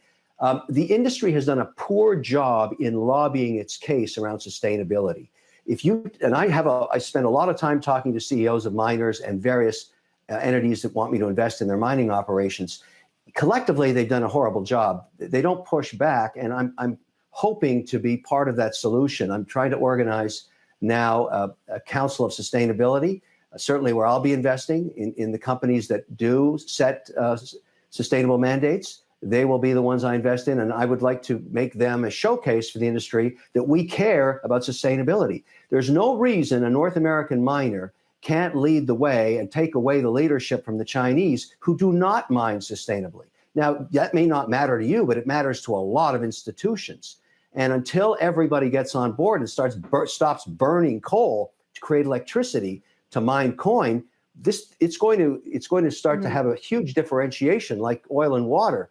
We have got to fix this industry, and we also have to go back to our politicians in various jurisdictions, including Europe, including Canada, including in the States, where there's a threat now that some governors are talking about making Bitcoin mining illegal in their state if they don't clean up their act around sustainability. So this is a big, big issue in the crypto space right now. I'd love to talk to you, Kevin, about Warren Buffett and the annual Berkshire Hathaway shareholder meeting that happened this weekend. Yahoo Finance once again streamed that live, and they took aim at Robinhood, the commission-free trading app. Buffett and Charlie Munger, both said that it was feeding off the speculative trading in the stock market and actually contributing to it. Take a listen to what Munger had to say, and then you can respond to it.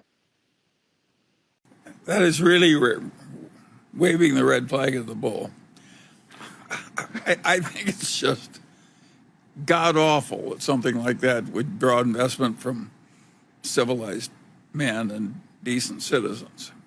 It's deeply wrong. We don't want to make our money selling things that are bad for people. Robinhood took to Twitter to respond to that. Among other things, they said that the pair insulted a new generation of investors. What side of the coin do you sit on there? Well, I want to just say that I have ultimate respect for Charlie Munger. I'm a huge fan of his philosophy of investing, but that doesn't mean I can't disagree with him on an issue like this. I'm also a balance sheet cash flow guy. But on the other hand, I'm well aware that there's 100 million Americans today that do not have anything set aside for their retirement. That's a huge portion of the population. And I'm a participant in, investing in this space and trying to get financial literacy on the agenda. We certainly support that at Shark Tank. We spend a lot of time in high schools talking about how important it is for you to start thinking about long-term investing when you get your first job in your 20s. I even have an app I'm a shareholder in called Beanstocks that does exactly that.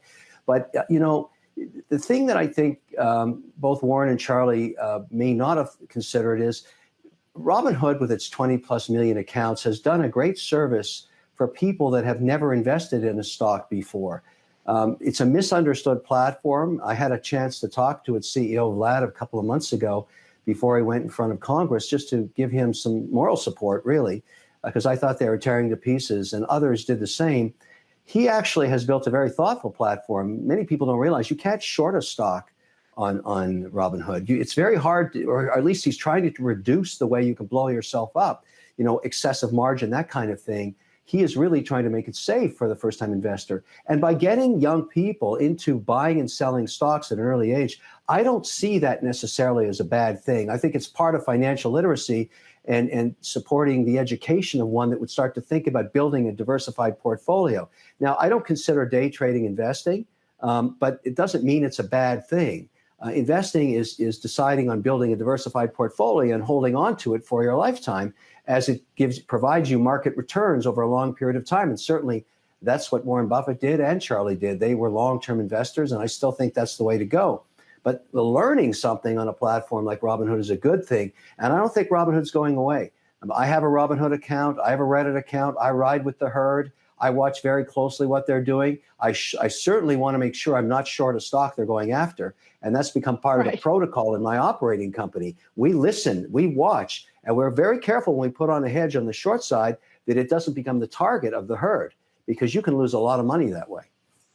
And we saw it happen, right, with GameStop and AMC earlier this year. Want to switch gears and talk about an area that you're pretty exposed to right now, and that is the psychedelic stocks. We actually had the CEO of MindMed on recently when they uplisted to the NASDAQ. A lot of people are drawing similarities between the psychedelics and cannabis stocks. I know the last time we talked, you were not in cannabis. Have you changed your outlook there at all? No. There's a huge difference between the cannabis industry and the psychedelics, and the nascent psychedelics as medicine, industry. I have multiple holdings in psychedelics, multiple companies' shares. I'm a big believer in the sector, but here's the basic difference. Both cannabis and LSD, if you want to look at that, or psilocybin, are Schedule I narcotics. They are illegal drugs unless they are put through the protocol of FDA trials towards a medicine. Now, the whole industry of psychedelics is going through the FDA trial path. They're not trying to sell recreational drugs. And so there are some outliers, but not many. The major players in psychedelics are trying to show the effectiveness of different molecules from psychedelics and how they can really solve some of society's biggest problems around mental health, around addiction, around ADD, opioid addiction. All of these are multi-billion-dollar problems to society, both in North America and globally. And if these companies can effectively show that these medicines work, it's going to be very important for society. So they're going through these trials now, and that's basically what the industry is funding, a series of FDA trials. And MindMed's one of those companies that does that. And so I don't own a single cannabis stock, privately or publicly, because it is a Schedule I narcotic that is actually creating recreational drugs. I want nothing to do with that. It's not clear yet that they've proven their medicinal upside of cannabis and CBD, et cetera. They haven't gone through enough trials, in my opinion. It's just my opinion. But certainly, I don't want to be involved in, supporting a transfer of a Schedule I narcotic from one state that allows it to another that doesn't. That's breaching the RICO statutes. And I think that's a huge issue for institutional investors. And until that gets resolved, and there's a lot of thought that maybe in Biden's administration, they will take it off the Schedule I narcotic. I'm talking about cannabis now. Great. If they do that, then I can look at it as an investor. But until then, I'm not touching it. All right, we're going to leave it there. Kevin O'Leary, always great to have you on the show. Best of luck with the new show. Come back and talk to us about it when you can. Take care. Thank you very much. Early this morning, the Senate approved a budget resolution for President Biden's $1.9 trillion stimulus package by a vote of 51 to 50.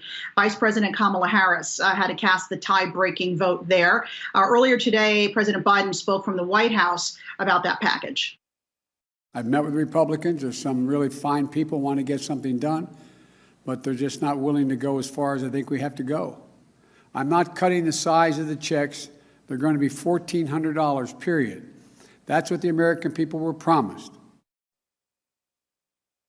All right, joining us again is Kevin O'Leary, chairman of O-Shares ETFs, Mr. Wonderful himself. So you've been, I'm sure, tracking all the news coming out of the Senate today, Kevin. As part of that package, as it stands right now, those stimulus checks would not be extended to illegal immigrants. It's been a sticking point, especially for some Democrats. What are your thoughts on that? I actually think we're at a point now where we have to be careful. We're almost putting too much stimulus into the market and into the economy. You've got to remember there's still $1 trillion from the first package still unspent. So we're really talking about $3.9 trillion that are going into this market, and at a time when the economy is actually quite strong. So the risk here is that you cause inflation when you didn't need to. In terms of the structure and the metrics of the deal, I don't know why we're sending checks to people that are already employed. That makes no sense to me. The deal should be this. If you are displaced by the pandemic, we will send you a check because you're unemployed. I don't want to see any more PPP. I personally feel, having lived through that and watched what happened to it, that 50% of it was wasted. And I have a lot of companies that took it that'll go out of business no matter how many PPPs they get, because consumer preferences have changed and they're never going to come back. That's the nature of the digitized economy. America 2.0 is emerging. So I wouldn't put money into that either. No more bailouts for airlines. We have too many airlines in terms of capacity, because business spending will be down somewhere between 20 and 25% for years to come. Why would you fly somewhere when you can do a Zoom meeting instead? And so that's going to be a very long time before people waste their time and money flying around in business entertainment. I know I've slashed my budgets for 2021 in my private company portfolio from 20 to 50%. And it's going straight to the bottom line. I have zero interest in increasing those costs when I don't need to. So why bail them out? Let a couple of them go bankrupt. Just give unemployment checks to the employees. They're highly trained. They'll find new jobs in the digital economy. And airlines are very good at going bankrupt. They do it every 10 years. So it's just fine.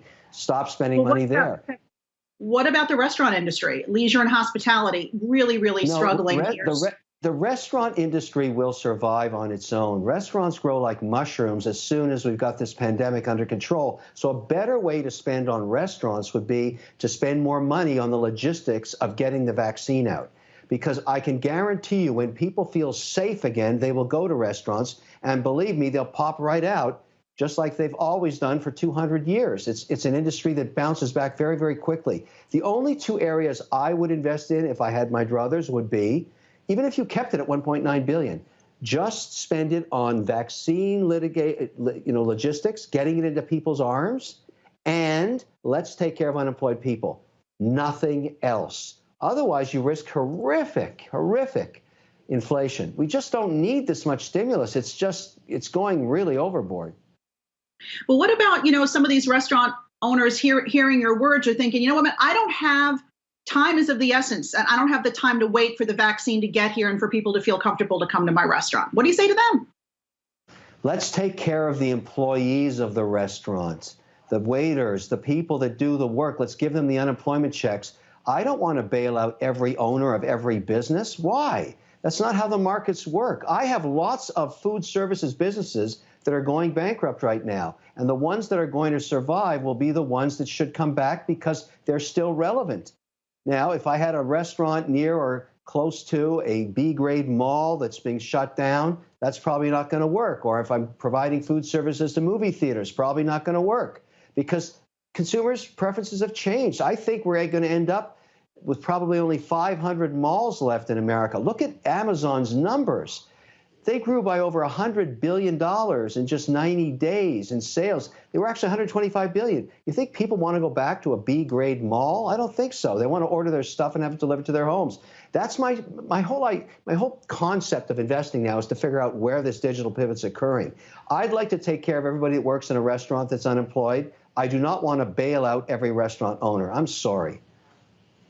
All right. To your point, if some people get checks here, even though they do have jobs, because the way this is structured right now, they would be getting those checks. If they're amongst the lucky ones. Does that even make sense to you? Does that make sense to you? Why? Why are we doing that? Right. I mean, that's what they're debating right now in Congress. But if that were to happen. Well, I hope so. I hope so, because somebody should put up their hand and say, wait a minute, what do we need to give money to in an emerging economy that's coming out of this mess? When people are employed, let's take care of the unemployed people. Let's give the unemployed people more money. They're the ones that are really hurting, not people sitting at home with jobs. That seems ridiculous to me. You have to wonder even if that money is going to come back into the economy, right? Because maybe people will sit on that money. Maybe people are going to save that money and not inject it and spark the economic recovery. So what would your advice be to somebody who gets that check and maybe doesn't need to pay the rent or the utility bill with it? What should they do with that check?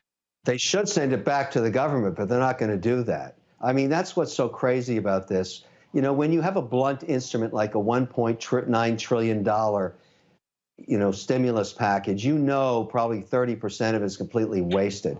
I mean, there's no test in terms of whether somebody should get that check or not. We're just sending everybody free money from a helicopter. That's not a great idea. That's not the best way to do this. When you've got tens of millions of people that have no jobs, they're the ones we should be taking care of. And certainly ask anybody that wants a vaccine right now if they would like to see more money spent on logistics to provide that vaccine.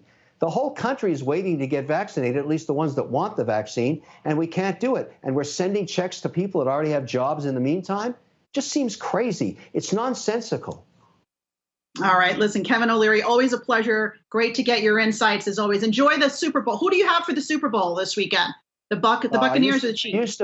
I used to be a New England fan, and I've just watched that team go to CCC negative grade. I mean, I can't watch them anymore. What a disaster. You think they should have signed Brady for another 2 seasons along with the Gronk? Maybe that would have been a good idea. Meanwhile, I have to go with Brady. So I think he's probably maybe he is the greatest. I'm betting that Tampa's going to pull it off because he's already seen every defense ever. He's seen every play. I mean, the guy is a knowledge book in terms of what they're going to throw at him, literally. And I think he'll pull it off. I'm very hopeful. But New England, I can't say enough negative stuff about. I'm a heartbroken fan. I couldn't watch that this year. I've never seen such a fall from grace. It was just, it was like radioactive waste. Oh, wow.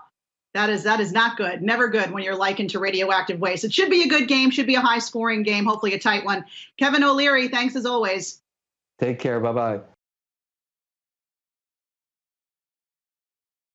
All right, welcome back to Yahoo Finance Live. The so-called Reddit short squeeze, the frenzied trading we saw last week in heavily shorted stocks like GameStop and AMC, caught the eye of regulators and lawmakers. So what, if anything, should be done about it? Joining me now to discuss that and more is Shark Tank's Kevin O'Leary. He's also chairman of O-Shares ETFs. Kevin, always good to see you. So look, what happened last week, some people are saying that is dangerous for the overall market. Do you think that it does highlight some pain points that we need to address? No, not at all. Anytime there's volatility in the markets, you get an outcry from lots of politicians who are seeking airtime on social media and television. I don't blame them. They're constantly in a mode of raising money, and this is a great issue. The fact is, though, the market has to be a very broad and wide vehicle because for some people, investing means a millisecond, and for others, it means a decade, and we need to accommodate all of them. The best thing we can do and continue to do, and we're getting very good at it as a market, we are the envy of the world, the New York Stock Exchange and the NASDAQ, is just to continue to shine transparency on positions. And now there's a new risk in the market. If you go short, and obviously under certain circumstances you have to disclose it, you're going to get hunted down by these social media, let's call them vigilantes, whatever you want to call them. It's just a new risk now. And so being short is very hard because your downside is unlimited. You buy a stock at $100, it goes to zero, you lose $100. You short a stock at 100 and it goes to 1,000. That's just the beginning of your pain. It can keep going up. And so the whole point is market players know that. I think what we learned, though, which I think is really important, is that the assumption that the Reddit crowd and the Robinhood crowd were idiots and didn't know what they were doing and were stupid is incorrect. Read those blogs. These are smart people, and they actually organized together and went after these shorts and caused major pain. I mean major pain. On Wall Street, what matters, if you want to define power, is money. And when you cause $1 billion downside to any institution, you've got power. And now this cohort has power. Does the issue of shorting a stock, though, need to be addressed, not just for the big hedge funds, not for the small amateur investors, but for everybody across the board? No. Short's an important aspect to the market. It always has been. Some people call it distasteful or evil. It's irrelevant. I actually like it. When I take a company public and I see a short position build, that's just delayed buying. I'm okay with it. And you have to be able to hedge your position. You might, short Schlumberger and go long Chevron. There's all kinds of strategies with shorting. The fact is that nobody saw this coming. Nobody saw two things emerging. They were on parallel paths, and then all of a sudden they merged.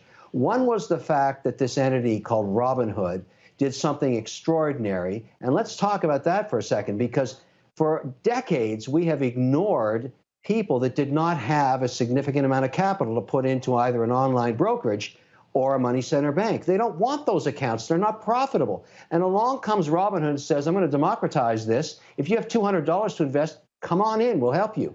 Now, why this is important, and I know everybody's trying to vilify the Robinhood platform, but I'm not. I think it's fantastic. We've got 100 million Americans that do not have anything set aside for retirement. And along comes a platform that says, I'll help you learn how to do this. Now, you may not like day trading, but you may think it's bad to learn that way. But the fact is that now we've got 16 million accounts that are learning something about the market.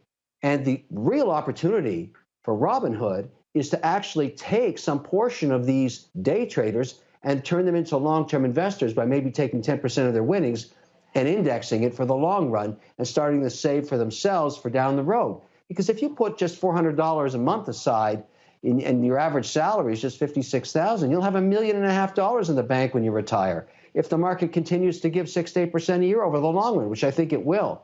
But what happened that was the surprise, at the same time Robinhood was building this extraordinary base of accounts, Reddit and Wall Street Bets was emerging as a powerhouse in communications amongst people that wanted to trading ideas and stock ideas. They merged together. They caused an explosion, atomic in size. And now, who's the new sophisticated investor? Exactly. I just think it's really incredible. Of course, Robinhood and a few other brokers, Interactive Brokers as well, and a couple of others had to restrict trading in some of these heavily shorted stocks. There was a big backlash. Lots of folks said they were going to leave the platform. It didn't really come to fruition, though, because downloads of Robinhood's app actually hit a record high last week amidst all this stuff. If you had your money in Robinhood, if you had an account there, Kevin, would you take it out now because of what happened? No, I think Robinhood is a brand here to stay, and the envy of every money center bank and every wirehouse and every online broker. No one has ever got 16 million accounts this quickly. I mean, it's extraordinary. They just came out of the blue, and they're doing something very important, and I know everybody and their dog is trying to vilify them, but they've done something very important for America. They're going to be able to sustain over time. They've got an amazing brand, and they are going to start. The opportunity to really add value is to actually take those accounts and start to build other products and services like ETFs and maybe mutual funds and maybe money market funds. So the AUM builds up and you get real investors for 10 or 20% of that 16 million plus growing accounts. I mean, if any of the major banks could have done this, they would have. They're envious. And all of a sudden, in a couple of years, you're going to see Robinhood as a major player competing against them in a way that no one thought was possible. That's what I love about democratization. That's what I love about the internet. That's what I love about social media. Just shine the light of transparency on it and made the best competitors win. That's always been what's great about financial markets. And because we're highly regulated and I'm a participant in it, I really want transparency. I want the investors to feel that it's not rigged, because it isn't. And the last thing we need is another politician saying, I've got the solution. Hi, I'm here from the government and I'm here to help you. No thanks. Let the markets be the markets. All right, listen, you're fired up. I love it. Shark Tank investor Kevin O'Leary is out with a new investing app. It's called Beanstocks. Here to tell us about it is Mr. Wonderful himself, Kevin O'Leary. Kevin, always good to see you. Look, I got to ask, when I heard this, I thought, why? Why did Kevin O'Leary decide to do this? It's already such a pretty crowded space. There are a lot of investing apps out there. Yeah, I mean, there's, what happened was last March, I have over 56 private investments in pretty well every sector, almost in every geography. And we went to cash flow negative at the beginning of the pandemic when retail shut down. And we immediately, and I worked very hard with my team to get the PPP loans lined up for all my companies. And as you recall, the protocol of those loans is you had to disclose your payroll on Feb 15th vis-a-vis what it was going to be June 30. And so we did a deep dive into payroll, and that's when I found out, which totally freaked me out, that the majority of my employees in their late 20s, early 30s have nothing set aside. They have no investment plan. They have 2 weeks of cash sitting in their accounts. I mean, like, I had no idea, and I did more research. 100 million Americans do not have any investment account, no plan for retirement. So, I mean, that was a real shock for me. And that's what motivated me to get involved in this whole financial literacy move and become my #1 priority for 2021. So what my original plan was to simply go and, endorse one of the robo investment apps that are out there, and there's many of them. But some of them do trading where you can trade stocks, and others round you up on your credit card, and there's all kinds of good stuff. But none of them invest the way I do. I'm a conservative investor. I have my own philosophy about long-term wealth growth, and I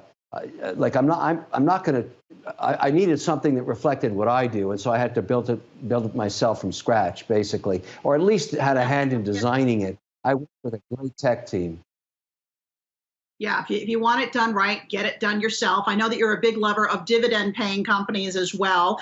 So talk to me about what you get for the $5 a month subscription fee, because as you know, a lot of these robo-investing apps, aren't charging any fees at all. So give me the elevator pitch. You're used to getting elevator pitches. Give us the elevator pitch on why it's worth the $5 a month.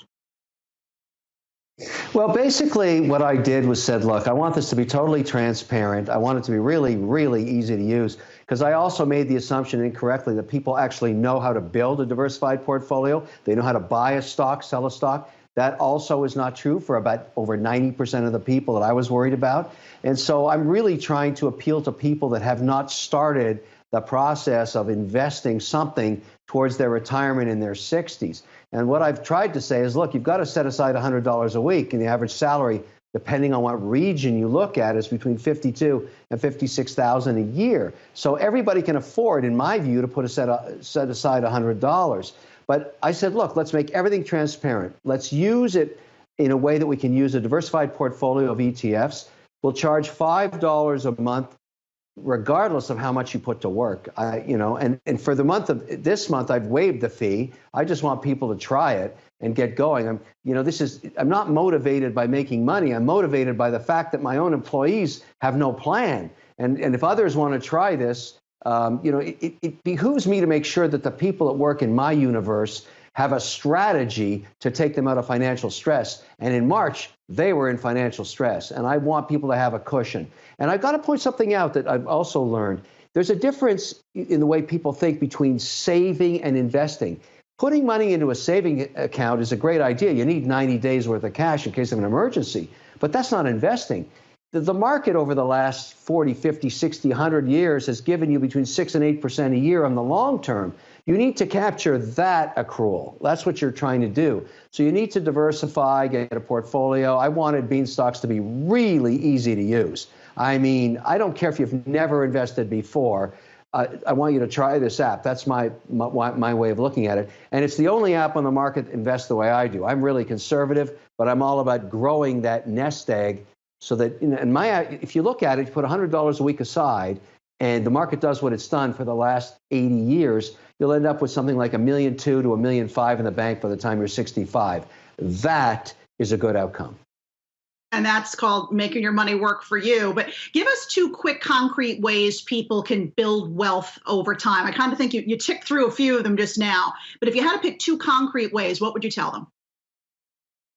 Well, first of all, as I've learned, and every investor learns the hard way, you can't time the market. The idea that when the market's going to go up and going to go down is impossible. This last 12 months, this incredible 2020 year that we all want to forget about, the majority of the returns came in a handful of days. We had these crazy days when the market was up 8, 9, 10%, 11%. And if you weren't invested, you missed out on that. And so what I tell people is the best strategy is to simply put a set amount aside and average your way into it over a long period of time. But I'll tell you the biggest problem, and I think this is a huge failure in financial literacy. Thank goodness in Florida they're starting to do it. Only 18% of our kids in high school are taught anything about financial literacy by the time they graduate. That's a total fail. You got to understand what a credit card is, what debt is, what investing is, what retirement is, all that stuff. And that's really the mission I'm on, is to really get out there and say, look, if you're 18 years old, you got to start thinking about putting stuff aside at this age. For me to find out my employees had nothing in their late 20s, that's crazy. And that is the whole motivation of bean stocks. I have really worked hard with the design team to make it really easy. I mean really easy. The hard part is getting everybody's discipline in their head to put $100 aside, because there's always some other piece of crap you want to buy that you don't need. When you buy something you don't need a month later, you've killed $100 it could have put to work for you for when you're 65. That's my mission, to explain, look, everybody can cut back on crap they don't need. If there's nothing else we take away from this interview, I love it. That is so true. You'd be very happy with my 18-year-old. He just opened up an account. Very much into making his money work for him. I'm very happy to hear that. That's exactly what you need to do, because at that age, when they start putting money aside, they start watching it, and that'll work for them for the rest of their lives. I've done the same thing with my daughter and son. I've said, look, this is how it works. Diversification matters. That's the only free, thing you get in life and investing is diversification. And I hope that they'll consider consistently putting aside $100. Yeah, you're preaching to the choir here, Kevin. But I want to get your thoughts real quick on what's happening in our world and in Washington right now. They're trying to hammer out this stimulus deal. Should the next stimulus package include checks for individual Americans again, do you think? Actually, I have a lot more clarity now than I had last March and April.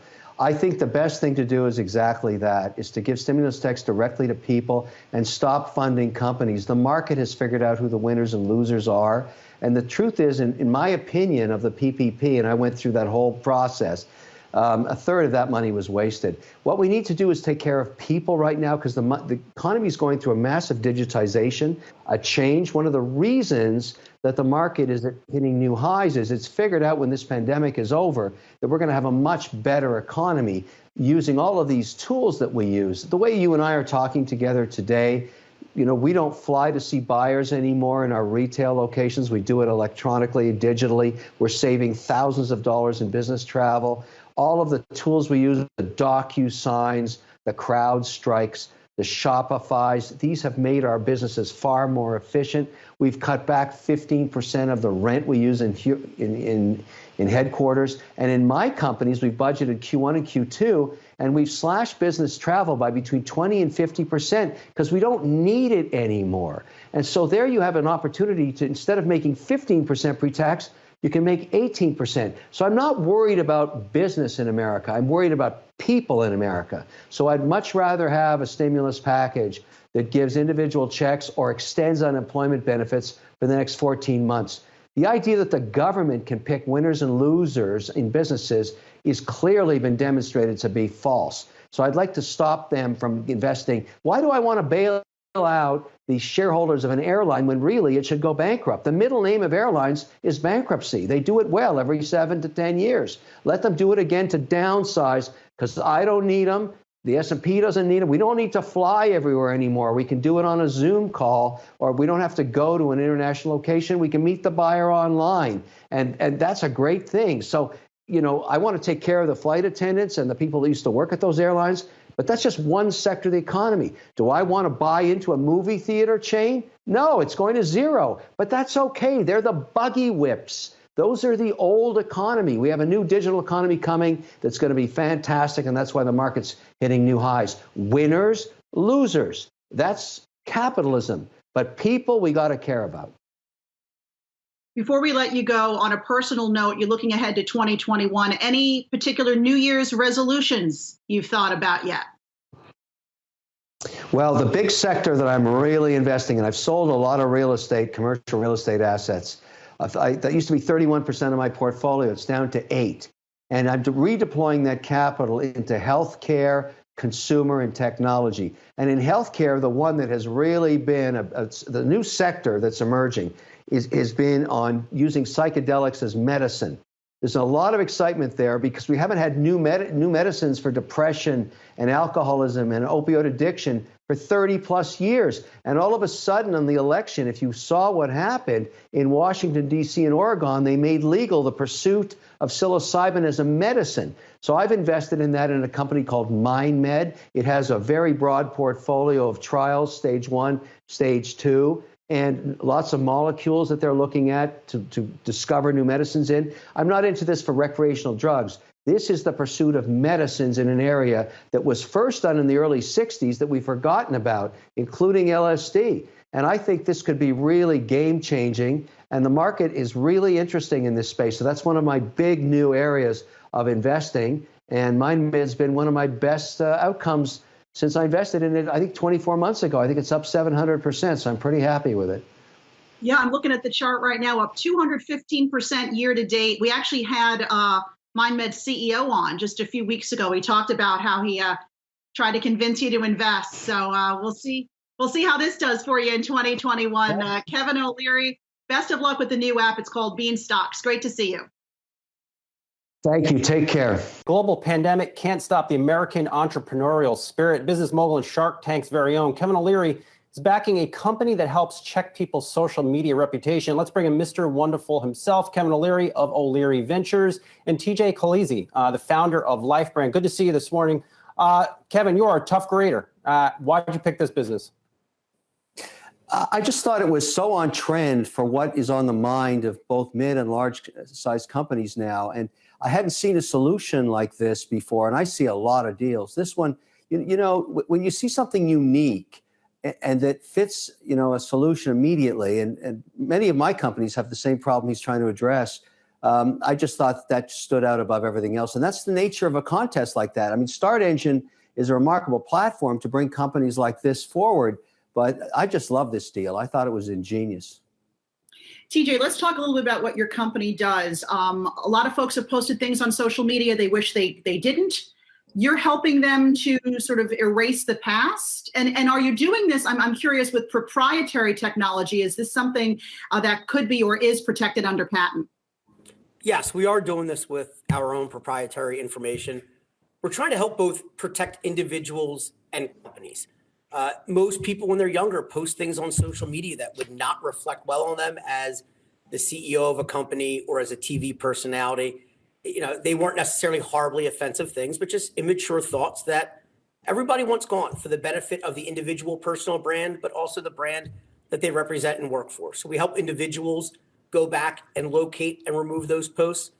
But let's face it, most companies nowadays are doing some type of social media snooping during the hiring process. They're not doing it in a way that's compliant. They're not following fair credit reporting compliance guidelines. And it's, social media is too important to ignore anymore. And, what we're trying to do is tell companies, stop doing it under the table, stop doing it behind the scenes. Let's bring everything above board. Let's be compliant. Let's do this in a way that's compliant in every single state and help them protect the reputations of the people that work for them, but also the brands that they represent and the companies that they own. Kevin, is a part of this bet also that social media companies, Facebook, Snapchat, you name it, they're losing control of their sites. You can go on these sites, Twitter, and post whatever you want. And as these platforms get even bigger, that's going to become an even bigger problem. Yeah, that's correct. But, I want to echo something that about compliance that I've begun to realize is so important. When you think about a company as it starts to grow past its first million, on its way to $5 million. When any private or public company is not compliant with regulations, or the employees feel that what the company's practices aren't the norm, that's very expensive in ways that you really have a hard time measuring. If employees feel uncomfortable about what you're doing to hire or what you're doing to manage your HR, they tend to not want to be there. And that's what I thought was so important about this model. I have to be honest with you, many of the companies I invest in, and this is why this deal really hit me when I saw it, use all kinds of non-compliant practices to do background checks on potential employees. And I mean going as far as the dark web to really dig into their backgrounds, because the theory is you hire slowly, you fire quickly. Now we have a compliant platform that lets you do this in a way that nobody goes offside on. Even the potential employee understands what this is. So I think it solves a problem that's been sort of bubbling in the background that many HR managers are very uncomfortable about. But they are asked by their CEOs and CFOs and COOs, go check this person out. And you know what I mean when I say check them out. And so that is where this solution is so perfect for that problem. Kevin, how hard is it for startups to raise capital right now during this pandemic, during the uncertainty with the election? So much of investing in a company is getting to meet a person face to face, getting a feel for their capabilities. How do you know as an investor, who to invest in during this time? That one's for me? That one's for you, Kevin.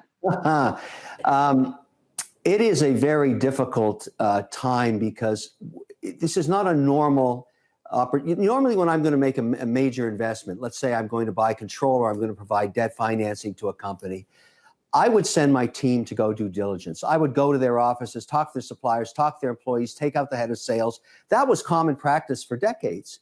I can't do that anymore. I mean, so now there's two solutions to the problem.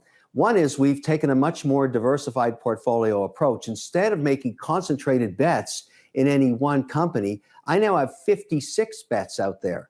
And so the law of averages tells me that probably 40% of those are going to work out because I can't do diligence the way I used to. I can't, fly to Chicago, take the whole team out for dinner. It's just, you can't do that. Yeah, you can do lots of, calls like this, but it's not the same as pouring a great, bottle of Cabernet with the head of sales, maybe a second bottle, and really find out what's going on. That's what I was so good at. That gave me my huge advantage. I don't have that anymore. So now I make lots and lots and lots of different investments, not knowing which ones are going to work, but using the portfolio approach. And I have lots of capital put to work. So I'm looking for deals.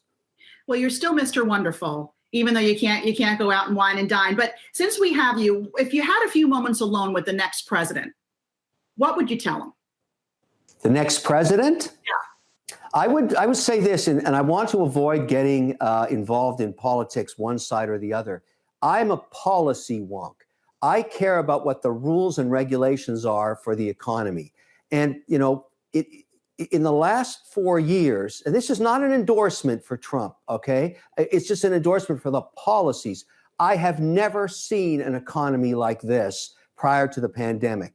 We were growing in some cases at 30% a quarter because we deregulated the municipal, state, and federal laws in terms of small business, which was so powerful. It wasn't just tax reform. It was deregulating stupid laws that were on the books. And I hope whoever takes over the White House understands the engine of America is small business. 68% of job creation 70% almost of the economy are those small businesses in Amarillo, Texas, and Des Moines and Fargo and all of the people that make that happen.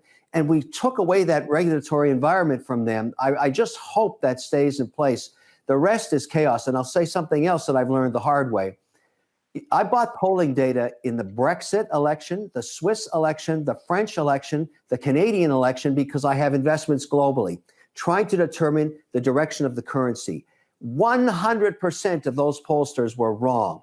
So I don't put any money into polling anymore. They are the snake oil salesmen of today's economy. They have no idea what's going on. So if you think you know who's going to win this election, you're wrong. I have no idea who's going to win.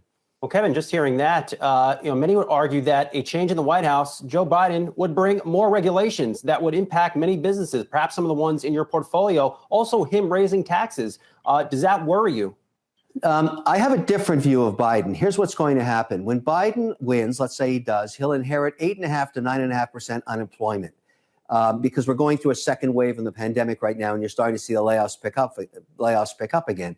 His number one mandate will be to get people back to work and get unemployment below 5%. That will be paramount.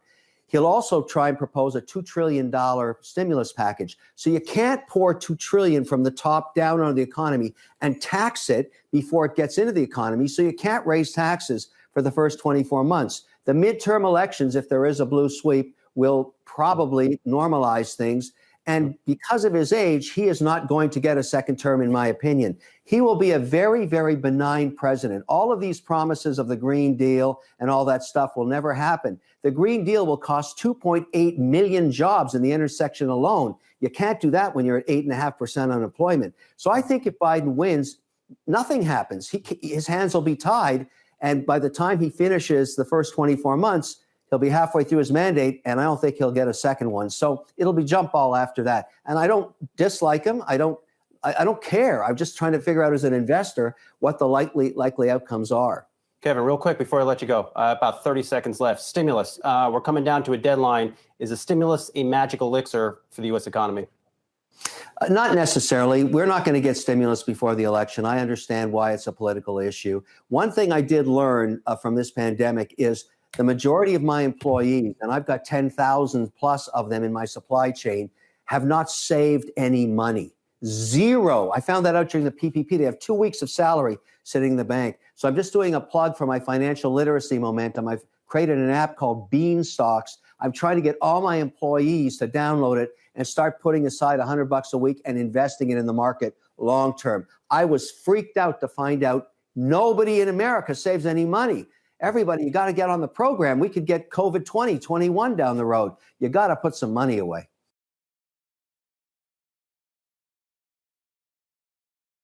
All right, let's check in with Scott Gamm on the floor of the New York Stock Exchange. Scott?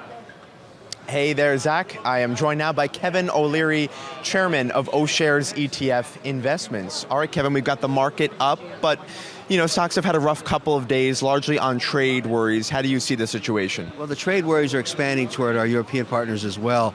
But the next big event is going to be the December 15th lift in more tariffs. And I want to point something out, Scott, that I think that people ask me, why haven't the tariffs affected the advance of the market? All year, we've been ratcheting on tariffs and the market just keeps marching north. Here's my new thinking on this. We're the only country in the G7 that doesn't charge a VAT tax, a value-added tax. What are these tariffs? These tariffs are actually a value-added tax. I mean, that's the way to look at them, except only on Chinese-produced products. Most economies can absorb value-added taxes. They're very strategically absorbed, and which is why the market's saying to themselves, okay, even if more tariffs come, it's not as damaging as we thought. And the Treasury ends up with a value-added tax of billions of dollars to be redeployed to help the sectors that aren't doing well, like farmers. I think you're going to be surprised that the market won't react as badly as people are anticipating, even if we ramp up to December 15th. And I keep saying to the Trump administration, keep going, because I want to deal with China. Keep squeezing Chinese heads. Don't stop now. So do you think we'll get that phase one deal signed this year, or does it even matter? And if so, how would you be repositioning your portfolio? I like phase one because it's at least an indication of things that could get better, but it's meaningless if I don't have IP protection. I want to be able to litigate and protect my IP and sell to that emerging Chinese market, the middle class, which I can't do now. I'm being ripped off and have been for 15 years because I've been doing business in China for a long time. So I'm one of those people that really knows how painful it can be, and I really want this administration to finish. So I don't care if we get phase one, I want the real deal. I want the IP and access to market deal. I don't care if I have to wait for a second term for that one. I really don't. And I think the market's going to wait right behind me. Do you think the market can be okay with waiting? The potential, Scott, of a Chinese deal, a real Chinese deal, and what it can do for S&P earnings is so spectacular, the market's going to wait. You just got back from Riyadh, Saudi Arabia. What did you find there, and what does the investing landscape look like there? Saudi Arabia, and I'll make this statement because I'd never been there before, is the most misunderstood country on earth. I know it's been a controversial place. The investment opportunities there are staggering in real estate, in commercial real estate, in development of resorts, in healthcare. Do you know that 70% of the Saudi population is under 30 years old? The amount of healthcare needs they're going to have over the next 10 years are extraordinary. I came back stunned at the opportunity there. I'm going back. There is so much opportunity there because the place has been ignored for basically 25 years. And now they're opening up the markets for a whole bunch of reasons. You can get a visa online now, which you couldn't do. You can, and they've opened up for tourism now. The place was stunningly beautiful. I couldn't believe it. I was there for 4 days. I'm going back next quarter. In the last 30 seconds, what was your reaction to the looming Saudi Aramco IPO? Is that good for them? Is that a good investment in your view? I'm looking at the deal because the extraction costs are under $3. It's the lowest extraction cost on earth.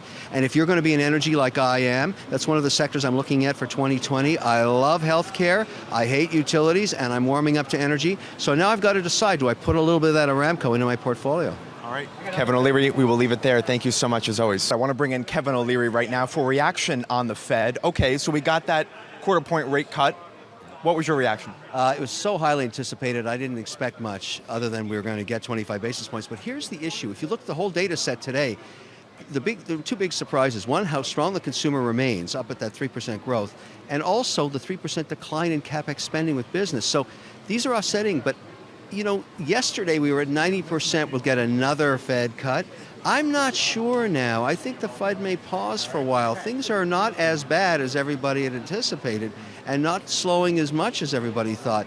We look great on GDP that we're going to kind of hang in at that 2.8, 2.93%. And so the Fed has to be looking at this saying, I think we'll take a rest. So and the market is at peace with that at this point. Back near record highs. Yep. I've looked. It's been, what's been so resilient are two aspects. Number one, the consumer remains the strong pivot of job creation in America, unemployment under 4%, and continuing to spend on a healthy basis. And yet we're being thrown that bone on trade. We're being thrown that vision of maybe getting a deal over the next few years because we've got this stage one maybe coming on the 17th. I know it's a tertiary deal, it's mostly financials, it's not really IP and it's not really access to their markets, but it's better than nothing, and the market is willing to wait for the rest of that. And when you look at stocks compared to interest rates, I mean, we've got the 10-year yield now at 1.8. The last time the market was at a record high in late July, it was at 2%. So just that difference could be a bullish sign for stocks. So I called around a few desks after all the data poured out in the morning and said, has anybody changed their mind about commitment to equities? Is there anything better to invest in right now for the next 12 months? Is there any strategy that would have you go to cash? What has changed on this data set that would make you not want to stay long going into the back end of the year? There is nothing changed. You'd still rather be in equities. You'd still rather get those dividends. They're far better than going long duration on corporates or on govies. So I think we're in the pause that refreshes, but near the highs. What's wrong with that? So how would you be positioning your investments? Because I remember the end of last year, we were talking about how high-quality dividend stocks were in vogue. Maybe tech had fallen out of favor, but maybe that's reversed now almost a year later. It's interesting. Both have worked, because if you were willing to take the volatility provided by the high PE techs, you're back where you started. You've just had a bit of a ride. But I have stayed, my core asset holdings remain my own index, OUSA, because I own, about 138 of the S&P 500 that have the highest quality balance sheets. That's a safe place for me to live. I don't tell people how to invest. It's what I do because I want that 2.8, 2.9% div yield I get. But I also use OGIG, which is, a huge basket of global internet players that include all the FANG stocks, and they're back up near their highs again. People want growth, but they don't want just domestic FANGs. They want international growth. And I'll tell you, the most interesting stocks that I think are in the market today are those Chinese internet giants with the hint of a trade deal, because they got slaughtered into the whole trade war stuff. They got pushed down to the lowest values they've been in a long time, and now they're coming back up with the idea that maybe we're going to get a trade deal. So we have a lot of cross currents coming from the political agenda, including our own domestic companies, but the market is waiting to see what happens next on trade. Regulation risk when it comes to big tech. In the final 60 seconds, how do you calculate that when you're valuing some of these tech companies? I'm getting unhappy with the idea that a politician knows how to break up a Google, an Amazon, or a Facebook. And I want to remind everybody that one narrative that has not come into the fore is Facebook and these other digital platforms are job creators in America. They create millions of jobs. My small companies would not exist without Facebook, without Instagram, without, WhatsApp, without Messenger. We need these tools to acquire customers. The last thing I want is some politician telling me how to design the product. Let the market design the product. Let the market decide what they want to spend on a Google or on a Facebook. Let us do it in a way that keeps the government out of these businesses. We don't need to break them up. That's a huge mistake. We're going to look like Europe soon. No tech companies. You want to look like France? There's no France book. If you want to do business in France, you use Facebook. Where'd that come from? America, because we have an environment to create great companies like that. Well, the last thing we need is some politician trying to use these platforms to get votes in an election cycle. I'm fighting back. Although just quickly, take Amazon, for example. Do you really need Amazon Retail and Amazon Web Services under the same umbrella? Would it unlock value for shareholders if you broke up some of these companies? But the point is, IBM in the mid-'80s, I use this example all the time, was a giant, was the number one market cap company in the world. It blew itself up. It didn't need a politician to do that. It's a shadow of itself because it missed the market. The market's changing all the time in tech. 40% of the sales of my companies come from Amazon. I do not want that platform broken up. It's working just fine. I don't need a politician to tell me how to design an American story when it's a business. Let them do their political thing and stay the hell out of this. It's working. We're creating American jobs. Stop messing with it, is my message as an investor and an entrepreneur and an operator and a supporter of tens of thousands of young people creating companies and jobs. We don't need those words. Hi, I'm from the government, and I'm here to help you. All right, Kevin O'Leary, we will leave it there. Thank you so much, as always. AKA Mr. Wonderful. Kevin, always great to see you. Thanks for joining me. Great to be here. Thank you. So stocks are down today, but we've had a fantastic January. Is the overall trend of the market up in your view? No, the overall trend is volatility. The big question now is, what will the earnings be after the season's over? This week's huge, but only 2 months ago we were talking about 9% growth in 2019 in S&P earnings. Now we're more like 4.5 to 5. That's a major decline. And so when you start to see the NVIDIAs of the world and the Caterpillars pull down estimates, you have to wait and see how the whole S&P looks going forward. So we may have a lot of vol, but on the other hand, the underlying bid is a trade deal. If we got a trade deal with real IP rights and real access to Chinese markets, that would be a huge lift to the S&P. Now, when I last spoke to you a few weeks ago, you had exited the rest of your Apple position after they decided to no longer report iPhone unit sales. The stock is now down $52 since then. What is your advice to people still in Apple? I had a visceral problem, a gut reaction to that call when I was told I would never get unit sales again, because to me that is the mother's milk of determining Apple's performance and future. The more phones you sell, the more services you're going to get. Now I can't tell anymore, and so this print has already been warned. The stock is down materially since the 197 days. I think we're going to get bad news, yet more bad news. I don't know this, but I've completely got out of semis as a result of Apple being an anchor drag. Last week when we had that run on semis, a lot of people like me were selling because we wanted to see the Apple print. Apple is the mother's milk of everything these days. If Apple's bad, semis will be bad, services will be bad, telcos could suffer. Let's just wait and see what happens. And that speaks to a broader question, which is, can the market still rise without participation from some of these big tech names? Where do you stand on that? Well, Apple's getting cheap again. I mean, the company makes a lot of money. It's just where will the growth engine be is the question, unless we get a really bad print.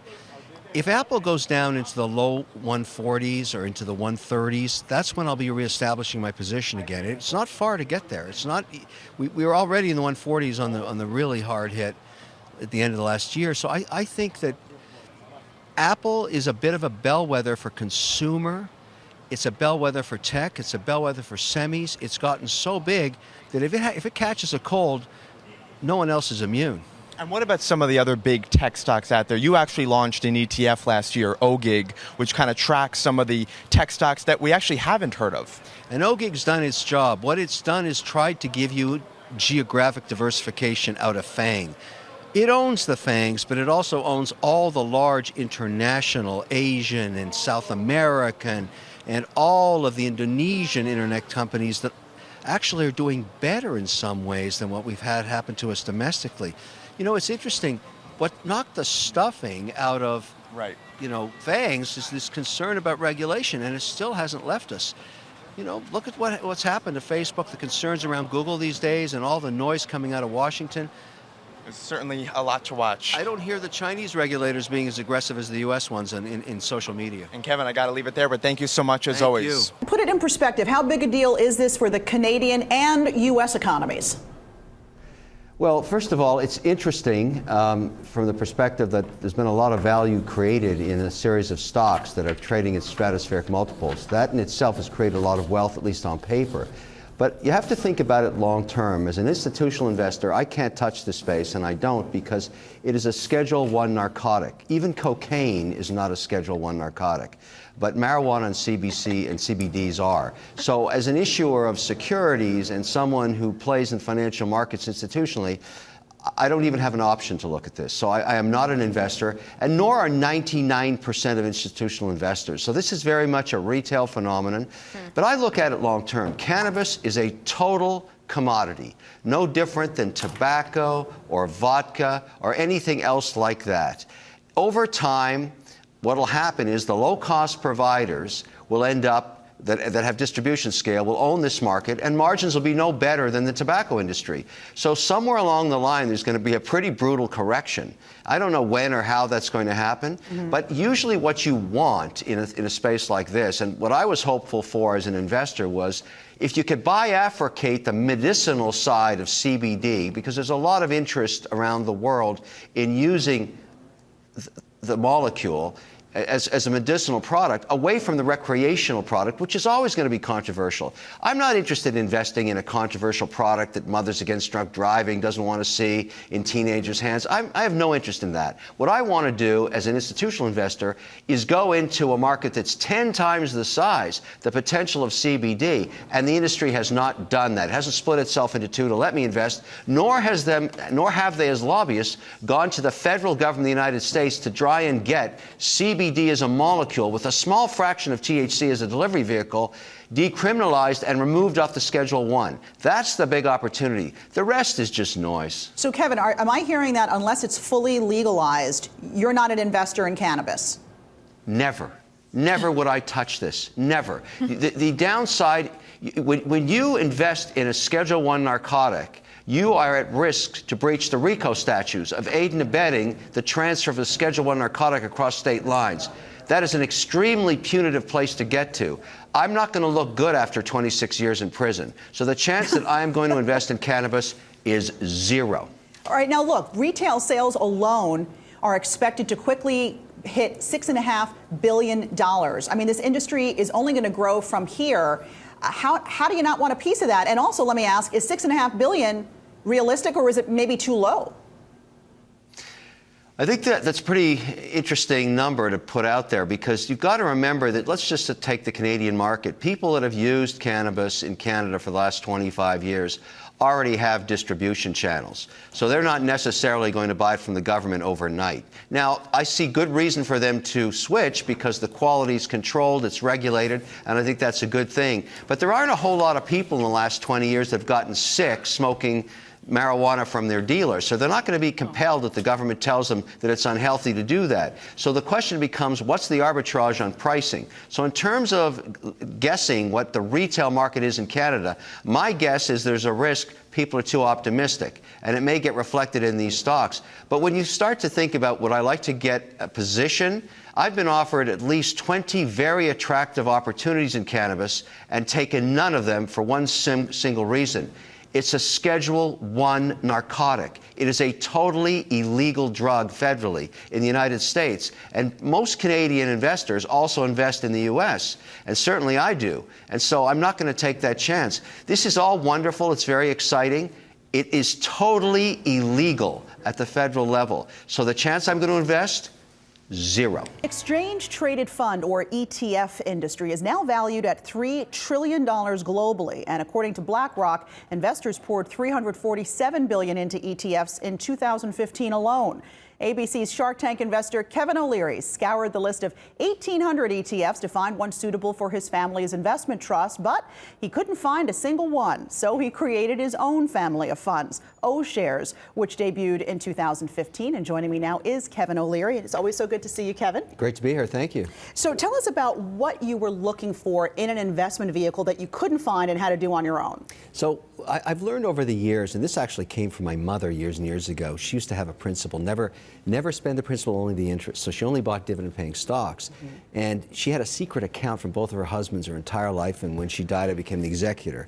I saw for the first time the results of 50 years of investing in dividend payers only. Mm-hmm. So get this, if you go back and look at the data, over the last 40 years, 71% of the returns of the market have come from dividends, not capital appreciation, which leads me as an investor, particularly one that's conservative, to only buy dividend-paying stocks because I've just looked at the history of where the returns come from. That's number one. But here's number two. ETFs are fantastic. I mean, they're low cost. There's about 50 of them that are dividend payers only. But they're first-generation product, which means they're market index weighted or market cap weighted. That means as a company gets bigger, like Apple, for example, which pays a dividend, it becomes more and more and more of the ETF. Now, I have a rule also in diversification. I never want to own more than 5% in any one stock. That's why all the ETFs I looked at didn't work, because when they're market cap weighted, you get names like Apple that have 15 or 12 or 10% of the index in one stock. Way too risky for me. That's when I went back to FTSE Russell, they're a great index company, and said, guys, I've got some simple rules. I only want to own 5%. I want to be 20% less volatile than the market. I want only to own dividend-paying stocks, and I want total sectoral diversification. Let's build an index together. That was the genesis of O-Shares. You talk about diversification, but in times of panic, diversification can be difficult to find because usually things are going up or down altogether. So how do you find diversification in an ETF? That's a great point. But here's what you can look at. Go back, test 10 years and say, okay, volatility is what you're talking about. And I agree. These days, with all the geopolitical risks, there's lots of volatility in the market. What you find is if you can find a good company that has a strong balance sheet that pays a dividend and is growing its dividend, it's about 20% less volatile than the market. So if you put a basket together, if I gave you the rules that I invest under and put them into one ETF, you'd find about 140 stocks out of the S&P 500 that make up O-Shares. And if you look at O-Shares and backtest it back 10 years, it's about 20% less volatile than the market, which is what I care about. And it pays 50% more yield than the market does. So I'm making about 3.2% versus about 2.3% in the market. I care about cash. In cash I trust. I want to be paid every month. It sounds like a good plan to me. Your fund OUSA launched in July of last year. That's right. Then in August, 4 more launched specific to Asia and Europe. Yes. And then that little mini flash happened in August that really hurt a lot of those ETFs. How did yours perform? But because we took the same rules that we put into the U.S., in other words, dividend payers only, large cap, sectoral diversification, and above all, low volatility, they performed very well because we applied those same rules to Asia and we applied the same rules to Europe. And you've got to remember, last year, the European market way outperformed the US market. Why? Because the euro itself is much cheaper than the American dollar. The PEs, the price earnings ratios of European country or companies, are much lower than the American because our market's had such a big run. So actually, I'm thinking Europe's going to outperform again. And Asia, while it has so much volatility, still has the highest growth rate from anywhere in the world. You know, we're talking about 1 or 2% GDP growth here in America. Basically, China is still 4 to 6%. Yeah, it's still twice what we have. Enviable growth for sure. What about fixed income? Any plans to tackle the bond market? Yes, I mean, 50% of my family's trust is in bonds and corporate credits. Again, you know, I like to buy high yield debt, but I don't like to own CCC debt, which is the lowest quality and more equity-like and very risky and very volatile. So I'm going to be building my own ETFs in the fixed income market around investment-grade corporate debt, high-yield debt, and one of my favorites right now is floating rate debt, which is 90-day duration, yielding about 4.5%, 5%. So I'll have all of those products in ETFs. I'm going to bring 3 new ETFs in the fixed income market. When do you hope to do that? I'm working on it now. The index is what matters. The rules matter the most. I've been working on it now for about a year with my team. We'll probably bring them by the third quarter of this year. Okay. Now, ETFs are experiencing record inflows at a time when mutual funds are experiencing record outflows. What does this tell us? I mean, is this the death of the mutual fund industry? No, the mutual fund industry is still huge. It's almost 9 times, 10 times bigger than the ETF market. ETF are investment tools. They're very inexpensive versus what mutual funds cost. They're very transparent because they're trading against the underlying securities on a mark-to-market basis, so you're getting in and out anytime during the day you want. But I think a lot of people don't know the benefits yet. So there's a whole industry that has to train everybody, or at least teach them, what the merits are. I've used ETFs for my family trust because I don't want any style drift. So I'm only going to use ETFs for the equity portion, which is 50%, and ETFs for the fixed income. And that means after I'm gone, when these trusts have to last multi-generations, there's no individual manager trying to apply their own personal style to it. These are rule-based, no style drift, around the rules that I care about. Quality of distributions and yield, low volatility, and above all, companies are generating more cash. I'm kind of agnostic to sector. Just give me the best companies in every sector, and above all, pay me a distribution. Yeah, sounds very buttoned up. All right, Kevin O'Leary, thanks so much for coming over. Thank you very much. Kevin O'Leary helps dreamers become millionaires by investing in their small business ideas. And now he's launched yet another idea of his own and joins me now from the floor of the New York Stock Exchange. Kevin, great to see you. Thank you so much. I'm so happy to be here. And we're so happy to have you here. So give me your best pitch. What does your ETF offer that other investors can't get anywhere else? Well, first of all, I would have never created a new ETF if I could have found something that I wanted. And everybody that knows me as an investor knows I'm very disciplined. I want dividends. I don't even own a stock that doesn't pay a dividend. So that's number one. Number two, I want lower volatility. You know, one of the challenges of investing in a stock is they go up and down, and I like to have less volatility. That means less risk. But above all, and this is the thing I couldn't find, so that's why I created OUSA, quality metrics around the balance sheet. For example, if a company is raising debt to pay me a dividend, I don't want that. They're just putting on leverage. I want companies that are generating cash flow and are growing their cash flows so they can pay me dividends that grow over time. So the quality metric is what's different for me. I put all 3 of those together into OUSA, and I built it for my own family trust. That's why I did it. This is a rule-based strategy. There's no style drift, and I know after I'm gone, because that's what I'm doing, this family trust goes for multiple generations, my kids will be taken care of. That's why I did it. So Kevin, aside from not paying dividends, what would you say is the worst investment right now? I think the trouble right now is the speculation in the market around stocks that, and here's the way I look at it, any stock that doesn't pay a dividend is a speculation. You know who taught me that? My mother. She basically said to me, look, the only way you can make money on a stock that doesn't pay a dividend if it goes up in value. If you are being paid a dividend, you can sit there and wait. And here's the fact that nobody can dispute. Over the last 40 years, where did 70% of the returns come in this market that we're standing in the middle of?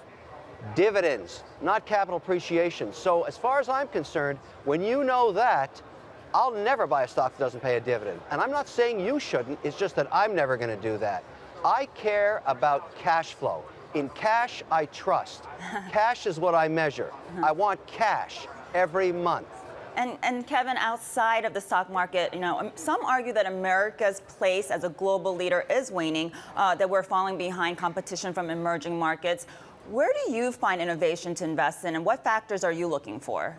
Well, we're standing in the heartbeat of entrepreneurialism. This is the New York Stock Exchange. There's no lack of great ideas, and America can compete globally. But it is a global competition, so we have to start thinking about not just our domestic markets, we have to start thinking about global markets. And in fact, if you look at large companies, companies that are 50, 60, $100 billion in size, in most cases, almost 50% of their sales are now international. So you can invest in stocks right here in the NYSE and be selling products in China, in India, in South America.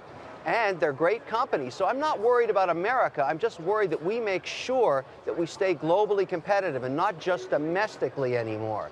So I'm still very, very bullish. I'm not just bringing out one ETF. I'm doing the same strategy, low volatility dividends, for European companies and for Asian companies. So the way I'm going to own them in my trust is 50% is in America, 25% in Europe, and 25% in Asia. That's my strategy for equities. And everything's going to pay me a dividend. In cash, I trust. Got it, Kevin. Thanks so much for sharing your time with us today. Well, this is certainly very exciting. We are here with Kevin O'Leary of the famous Shark Tank show. And of course, he is also the head of the O'Leary Financial Group. Kevin, thank you so much for joining us. So many people are so excited. They had so many questions for you. Let me ask you, what pitches succeed on Shark Tank? If you look at the 6 years of all of the deals that have come through the Shark Tank and just looked at the ones that got financed, this does not include their outcomes, just the ones that actually got checks, you find 3 attributes in every case. Number 1, the entrepreneur or the team was able to articulate their idea in 60 seconds or less, so it was very simple for the investor to understand. Number 2, they were able to explain why they were the right team to execute the business plan. And number 3, and this is probably the most consistent that you find, they knew their numbers. So if you put all 3 of those together, you get the alchemy that gets the sharks interested in writing a check. If you miss out on any one of those, we'll throw you out in the street. Hey, can you throw out some O'Learyisms at us? Well, I call myself Mr. Wonderful now because Barbara started back in season 1, and she sarcastically said, aren't you wonderful? I said, you know what, I am, Barbara, and look what happened. I'm the only shark that tells the truth, and so people find that hard sometimes, but my attitude about money is it's binary, black and white. Either you make it or you lose it. So why lie to people about it, particularly if they're putting their own family's assets in harm's way, which is often the case on Shark Tank. And there's Barbara saying, or, gee, keep doing what you're doing. I'm not going to invest in you. Why don't you waste all your family's money because your deal's going to zero anyways? I'd rather just say, it's a stupid idea. It's going to zero. Take it out behind the barn and shoot it. Okay, how many people accept you as their investor, and what kind of returns have you seen? So let's look at 2 attributes about venture investing. If you look at the universe of venture, including all the deals that are done over a long period of time, you generally get this kind of outcome. Out of every 10 deals, 2 are wildly successful. You get 6 that are kind of living dead, and 2 that immediately go bankrupt for whatever reason. And so the 2 that are wildly successful provide all the returns. And yet you still get good double-digit returns in venture investing, but it turns out you need a portfolio. Now, at Shark Tank, we're doing a little better than that, and we speculate that it's because the companies that get on the platform are getting millions of dollars of free advertising because 7, 8, 9 minutes of primetime network, then all of the reruns and the follow-ups equate to free advertising they could never buy any other way. So our outcomes are 30, 40% successful because they're not burdened with the cost of advertising. Going forward, looking at the midterm elections on Tuesday, a poll shows that 91% of Americans, their main focus is the economy. Why is that?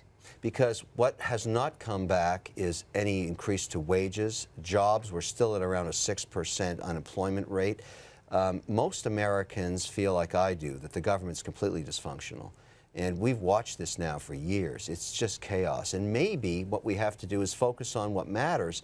We need to make our economy competitive again like it was 20 years ago. And there was a time when people feared American companies because they were always the best at what they did. And we've put so much regulatory patina over our economy. We've burdened all the entrepreneurs in every state with so many rules and regulations they can't compete. And the corporate tax rate as well. Which is a mess. So this administration focused on providing a new platform for healthcare, ignored corporate tax reform and even personal tax reform. Now we're not even competitive there either. This is why you're seeing all these inversions and companies trying to contort themselves to be globally competitive. And they're trying to outlaw that as well. So if the president was getting any message from the people now, it's to take the next X number of months and focus on corporate tax reform.